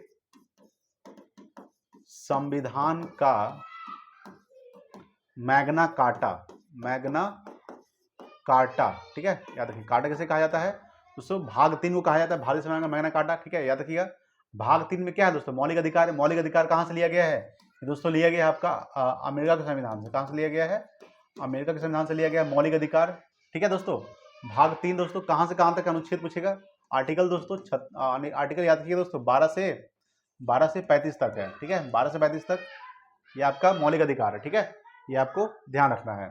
चलिए आगे बात करेंगे। 57 नंबर सवाल देखिएगा। 57 नंबर सवाल देखिए, मेघालय पठार किसका विस्तार है दोस्तों? ठीक है, सवाल है कि मेघालय पठार जो है किसका विस्तार है? ये दोस्तों ये प्रायद्वीपीय पठार का विस्तार है। प्रायद्वीपीय पठार का विस्तार है दोस्तों मेघालय पठार। अरावली पर्वत दोस्तों कहाँ है? ये दोस्तों अरावली पर्वत मेन रूप से राजस्थान में है। राजस्थान मेन रूप से ज्यादा जो है ये राजस्थान में फैला हुआ अरावली पर्वत। ठीक है दोस्तों, अगर पूछेगा कि सबसे पुरानी पर्वत दोस्तों कौन सी है? सबसे पुरानी पर्वत याद रखिएगा, सबसे पुरानी जो पर्वत है दोस्तों आपको ये अरावली पर्वत है। ठीक है, ये आपको ध्यान रखना है। ठीक है दोस्तों, मेघालय जो पठार है दोस्तों आपको ध्यान रखिएगा, ये मेरे से 3 भागों में फैला हुआ। 3 भाग कौन कौन सा है दोस्तों? तो गारो, ठीक है दोस्तों, गारो और दोस्तों गारो खासी जयंतिया जो है जयंतिया। ठीक है, आपको ध्यान रखना है, गारो खासी जयंतिया दोस्तों ये 3 पहाड़ी है। गारो खासी जयंतिया ये मेघालय जो पठार है 3 भागों में विभाजित है। गारो पहाड़ी, खासी पहाड़ी, जयंतिया पहाड़ी। गारो पहाड़ी पे दोस्तों गारो जनजाति रहती है, खासी पहाड़ी पे दोस्तों खासी जनजाति रहती है, और जयंतिया पहाड़ी दोस्तों जयंतिया जनजाति रहती है। ठीक है, ये आपको ध्यान रखना दोस्तों। ठीक है, देखिए दोस्तों बात करेंगे अगला सवाल देखिएगा। अगला सवाल आपके सामने 58 नंबर सवाल देखिए। 58 आपके सामने क्या कह रहा है? 58 आपके सामने है कि निम्नलिखित में से कौन सा एक जर्मनी का कोयला क्षेत्र नहीं है दोस्तों? तो लोरेन बेसिन। ठीक है, लोरेन जो बेसिन है आपका ये जर्मनी का कोयला क्षेत्र नहीं है। जैसे रूर जो है, रूर घाटी दोस्तों ये जर्मनी का कोयला क्षेत्र है। सार बेसिन दोस्तों और अचेन बेसिन ये सब क्या है? ये जर्मनी का एक कोयला क्षेत्र है। लेकिन लोरेन जो बेसिन है ये मेरे से ये यूरोप महाद्वीप का कह सकते हैं, और यूरोप महाद्वीप में फ्रांस देश का, किस देश दोस्तों? फ्रांस देश का ये कोयला क्षेत्र है। ठीक है, लोरेन बेसिन। ठीक है, ये आपको ध्यान। जर्मनी दोस्तों राजधानी क्या होता है? तो बर्लिन होता है। बर्लिन जो है ये जर्मनी की राजधानी है, बर्लिन। ठीक है, याद रखिएगा। चलिए अगला देखते हैं 59 नंबर सवाल देखिएगा। 59 आपके सामने क्या कर रहा है? देखिए दोस्तों 59 आपके सामने है कि निम्नलिखित में से कौन सी मवेशी नस्ल राजस्थान की नहीं है दोस्तों? याद रखिएगा, हल्लीकर दोस्तों, ये हल्लीकर जो है ये राजस्थान के नहीं है, बल्कि थार पारकर दोस्तों, राठी और उसके बाद दोस्तों मेवाती, ये जो राजस्थान की नस्ल है मवेशी का। ठीक है, हल्लीकर नहीं है। ठीक है, याद रखिएगा। चलिए आगे बात करेंगे। देखिए अगला सवाल 60 नंबर सवाल देखिए। 60 आपके सामने है कि चंबल नदी पर राणा प्रताप सागर जल विद्युत परियोजना किस राज्य में स्थित है दोस्तों? ये आपका याद रखिए दोस्तों ये राजस्थान में। कहाँ है दोस्तों? सॉरी राजस्थान नहीं है, कह सकते हैं दोस्तों, हाँ राजस्थान होगा, क्या होगा दोस्तों, राजस्थान। ठीक है, याद रखिएगा राजस्थान, यानी कि चंबल नदी पर राणा प्रताप सागर जल विद्युत परियोजना किस राज्य में दोस्तों, ये राजस्थान में है। ठीक है, याद रखिएगा किस राज्य में है, राजस्थान। ठीक है दोस्तों, देखिए अच्छा, छत्तीसगढ़ का स्थापना कब हुआ था दोस्तों, याद रखिएगा 1 नवंबर 2000 ईस्वी को। ठीक है, 1 नवंबर 2000 ईस्वी को छत्तीसगढ़ का स्थापना हुआ है। ठीक है, ये आपको ध्यान रखना, 1 नवंबर 2000 ईस्वी को छत्तीसगढ़ का स्थापना हुआ है। ठीक है दोस्तों, देखिए चंबल नदी दोस्तों मेन रूप से मध्य प्रदेश से बहती है। चंबल नदी जो है ये मेन रूप से, आप याद रखिएगा कि चंबल नदी ये मेन रूप से मध्य प्रदेश में बहती है। ठीक है, ये आपको ध्यान रखना है, लेकिन चंबल नदी पर राणा प्रताप जो सागर जल विद्युत परियोजना है ये राजस्थान में है। ठीक है दोस्तों, राजस्थान। ठीक है, ये आपको ध्यान रखना है। चलिए आगे बात करेंगे। देखिए अगला सवाल, देखिए 61 नंबर सवाल। 61 आपके सामने है कि निम्नलिखित में से कौन सी जल संधि अमेरिका और रूस को अलग करती है दोस्तों, तो बेरिंग जल संधि। ठीक है, बेरिंग जल संधि जो दोस्तों ये अमेरिका और रूस को अलग करती है। ठीक है, अमेरिका राजधानी दोस्तों क्या है, वाशिंगटन डीसी, रूस राजधानी दोस्तों मॉस्को है। ठीक है, क्षेत्रफल के देश सबसे बड़ा राष्ट्र कौन सा है, रूस है। रूस के राष्ट्रपति कौन है, व्लादिमीर पुतिन। ठीक है दोस्तों, अमेरिका के राष्ट्रपति कौन बन चुके हैं, अब बनेंगे दोस्तों डोनाल्ड ट्रंप, जो चुनाव जीत चुके हैं। ठीक है, पाक जल संधि दोस्तों किसके बीच है, तो भारत और श्रीलंका के बीच है दोस्तों पाक जल संधि। भारत और श्रीलंका बीच कौन सा जल संधि है, तो पाक जल संधि है। श्रीलंका दोस्तों कौन सा जल संधि, पाक जल संधि। भारत और श्रीलंका के बीच पाक जल संधि। ठीक है, याद रखिए दोस्तों। चलिए आगे बात करते हैं, 62 नंबर सवाल देखिएगा।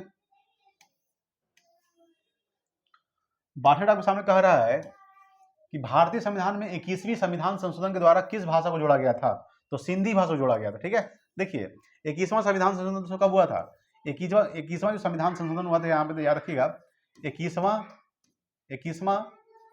संविधान संशोधन। ठीक है, याद रखिएगा 21वां जो संविधान संशोधन हुआ था, संविधान संशोधन। ठीक है दोस्तों, इसके तहत 21वां संविधान संशोधन दोस्तों कब हुआ था,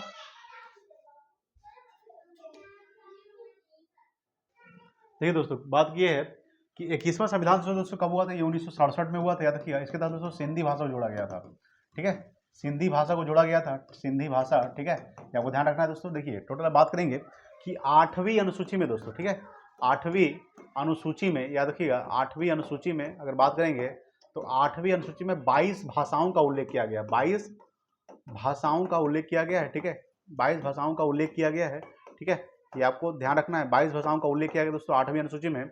और 21वां संविधान संशोधन के बाद दोस्तों 1967 में हुआ था, सिंधी भाषा को जोड़ा गया दोस्तों। उसके बाद दोस्तों 71 संविधान संशोधन, 71 संविधान संशोधन जो हुआ था, संशोधन। ठीक है, संशोधन दोस्तों। ठीक है, याद रखिएगा संशोधन। ठीक है, संविधान संशोधन। ठीक है, तो 71वां संविधान संशोधन जो हुआ था ये 1900 कब हुआ था, 1992 में हुआ था। 1992 में इसमें था दोस्तों नेपाली नमक, नमक। ठीक है, नमक याद रखिए, नेपाली मणिपुरी और दोस्तों एक और भाषा जोड़ा गया था, कोंकणी, यानी 3 और भाषा जोड़ा गया था, नेपाली, मणिपुरी, कोंकणी 71वां संविधान संशोधन के तहत। ठीक है, उसके बाद दोस्तों याद किया 92 संविधान संशोधन, इसको जोड़ दीजिएगा, 21 और 71 क्या हो जाएगा 92, याद रखिएगा 92 संविधान संशोधन के तहत, 92 संविधान संशोधन के तहत ये कब हुआ था, ये 2002 में हुआ था दोस्तों। ठीक है, इसके तहत 4 भाषा को जोड़ा गया था, बोडो, डोगरी, मैथिली, संथाली। बोडो, डोगरी, मैथिली, संथाली। ठीक है, 4 भाषा को जोड़ा गया था। याद रखिए बोडो जो भाषा दोस्तों ये असम की भाषा है, कहाँ की भाषा है, असम की भाषा। डोगरी दोस्तों ये जम्मू कश्मीर की भाषा है, और मैथिली दोस्तों ये बिहार मिथिला की है, और संथाली दोस्तों जो संथाल आदिवासी बोलता है। ठीक है, तो भारतीय संविधान में 21वीं संविधान संशोधन द्वारा किस भाषा जोड़ा गया था, तो सिंधी भाषा जोड़ा। ये तो 15वीं भाषा थी, कई भाषा थी, ये 15वीं भाषा थी। ठीक है, याद रखिएगा दोस्तों। उसके बाद दोस्तों 21वां संविधान संशोधन 1967 में सिंधी भाषा जोड़ा गया था, 15वीं भाषा। 71वां संविधान संशोधन के द्वारा 1992 में नमक, नेपाली, मणिपुरी, कोंकणी। 92 संविधान संशोधन के द्वारा 2002 में हुआ था, बोडो, डोगरी, मैथिली, संथाली। ठीक है, और 22 भाषाओं का जो उल्लेख किया गया दोस्तों ये 8वीं अनुसूची में किया गया दोस्तों। और हिंदी, देखिए दोस्तों हिंदी जो है, हिंदी राजभाषा होगी। ठीक है दोस्तों, याद रखिएगा हिंदी राजभाषा होगी, और लिपि दोस्तों देवनागरी, लिपि याद रखिए दोस्तों, लिपि क्या हो जाएगी, लिपि देवनागरी। लिपि क्या होगी, लिपि देवनागरी, देवनागरी दोस्तों ये किसमें उल्लेख किया गया है, तो हिंदी को राजभाषा के रूप में और देवनागरी लिपि को दोस्तों जो उल्लेख किया गया है ये अनुच्छेद 343 में किया गया है, यानी कि आर्टिकल 343 में 343 में किया गया है। ठीक है, यानी आर्टिकल 343 में कहा गया है कि जो भारत की जो राजभाषा होगी हिंदी होगी और लिपि क्या होगी दोस्तों, देवनागरी। ठीक है, ये आपको ध्यान रखना है। चलिए आगे बात करेंगे। देखिए 63 नंबर सवाल, 63 आपके सामने है कि निम्नलिखित में से किस अधिनियम के अंतर्गत भारतीय विधान परिषद को बजट पर बहस करने की शक्ति प्राप्त हुई है। दोस्तों भारतीय परिषद अधिनियम 1992, याद रखिएगा, सॉरी 1892। ठीक है, यानी निम्नलिखित में से किस अधिनियम के अंतर्गत, तो भारतीय परिषद अधिनियम 1892 के अंतर्गत भारतीय विधान परिषद को बजट पर बहस करने की शक्ति प्राप्त हुई। दोस्तों देखिए भारतीय संविधान में बजट का उल्लेख नहीं किया गया। ठीक है, हम बजट ले दोस्तों इसके तहत वार्षिक वित्तीय विवरण का उल्लेख किया गया, वार्षिक वित्तीय विवरण दोस्तों। ठीक है, ये आपको ध्यान रखना है। और वार्षिक वित्तीय विवरण का जो उल्लेख किया गया है ये आर्टिकल 112 में किया गया, आर्टिकल 112 में वार्षिक वित्तीय विवरण का उल्लेख किया गया दोस्तों। ठीक है, ये आपको ध्यान रखना है। अगला सवाल देखिएगा 64 नंबर। देखिए 64 आपके सामने है कि भारतीय संविधान में किस प्रकार की शासन प्रणाली की व्यवस्था की गई है, तो संसदनात्मक। ठीक है, यानी कि ऑप्शन नंबर इसका सी हो जाएगा। चलिए आगे बात करेंगे। 65 नंबर सवाल देखिएगा। देखिए दोस्तों 65 आपके सामने है कि भारतीय संविधान का भाग 16 संबंधित है दोस्तों, याद रखिएगा ये संबंधित है कुछ वर्गों के लिए उपबंधों से। ठीक है, कुछ वर्गों के लिए उपबंधों संबंधित है भारतीय संविधान का भाग 16। ठीक है, वित्त आयोग दोस्तों, वित्त आयोग जो उल्लेख किया गया भाग 12 में किया गया है। ठीक है, भाग 12 में दोस्तों वित्त आयोग उल्लेख किया गया है। अखिल भारतीय सेवाओं का जो उल्लेख किया गया दोस्तों भाग 14 में किया गया। ठीक है, भाग 14 में किया गया है, याद रखिएगा। वित्त आयोग का जो उल्लेख किया गया आर्टिकल 280 में किया गया, आर्टिकल 280 में वित्त आयोग का उल्लेख किया गया दोस्तों। तो भारतीय संविधान का भाग 16 में क्या है, कुछ वर्गों के लिए उपबंध है। वित्त आयोग का उल्लेख भाग 12 में किया गया। टोटल कितने भाग होते हैं, 22 भाग होते हैं दोस्तों। ठीक है, 12 अनुसूची होती है। ठीक है, तो भाग 12 में वित्त आयोग का अखिल भारतीय सेवाओं का उल्लेख भाग 14 में। ठीक है, याद रखिएगा। देखिए अगला 66 नंबर सवाल। देखिए 66 आपके सामने है कि निम्नलिखित में से कौन सा अनुच्छेद भारतीय संविधान के अंतर्गत संसद के सदस्यों के विशेषाधिकारों तथा उन्मुक्तियों को निर्धारित करता है दोस्तों। ठीक है, याद रखिएगा अनुच्छेद 105। अनुच्छेद 105 क्या है, तो भारतीय संविधान के अंतर्गत संसद के सदस्यों के विशेषाधिकारों, ठीक है, तथा उन मुक्तियों को निर्धारित करता है अनुच्छेद 105। अनुच्छेद 109 में क्या है दोस्तों, याद किया, धन विधेयक की प्रक्रिया है। ठीक है, धन विधेयक की जो प्रक्रिया है, धन विधेयक की प्रक्रिया ये आपका अनुच्छेद 109 में है, याद रखिएगा। अनुच्छेद 117 में बताया दोस्तों क्या है, वित्त विधेयक का जो उल्लेख किया गया है अनुच्छेद 117 में किया गया है। और वित्त आयोग का अनुच्छेद 280। अनुच्छेद 12 में क्या है, वार्षिक वित्तीय विवरण, अभी बताया था वार्षिक वित्तीय विवरण अनुच्छेद 112। ठीक है, चलिए देखिए अगला 67। देखिए 67 आपके सामने है कि संविधान का 103वां संशोधन निम्न से किससे संबंधित है दोस्तों। 103वां जो संविधान संशोधन दोस्तों आपको ध्यान रखना है, ये दोस्तों आपका लोकसभा में, ठीक है, लोकसभा में एससी और एसटी सीटों के लिए आरक्षण है। 103 संविधान संशोधन। 101 में क्या है दोस्तों, वस्तु एवं सेवा कर, याद रखिएगा। 101 जो संविधान संशोधन आपका है, 101वां संविधान संशोधन, ये कब हुआ था दोस्तों, ये 2019 में हुआ था 101वां संविधान संशोधन। ठीक है, तो 1वां संविधान संशोधन के तहत दोस्तों वस्तु एवं सेवा कर, यानी कि GST, goods and service tax, GST, ठीक है दोस्तों, इसका उल्लेख किया गया है खास करके 101वां संविधान संशोधन के तहत। ठीक है, चलिए देखिए अगला 68 नंबर सवाल। 68 है कि भारत की सबसे बड़ी जनजाति कौन सी है दोस्तों, ये आपका भील है। भील जो है दोस्तों ये भारत की सबसे बड़ी जनजाति है। और दूसरे सेकंड नंबर पे दोस्तों कौन सा, सेकंड नंबर पे ये दोस्तों आपका गोंड।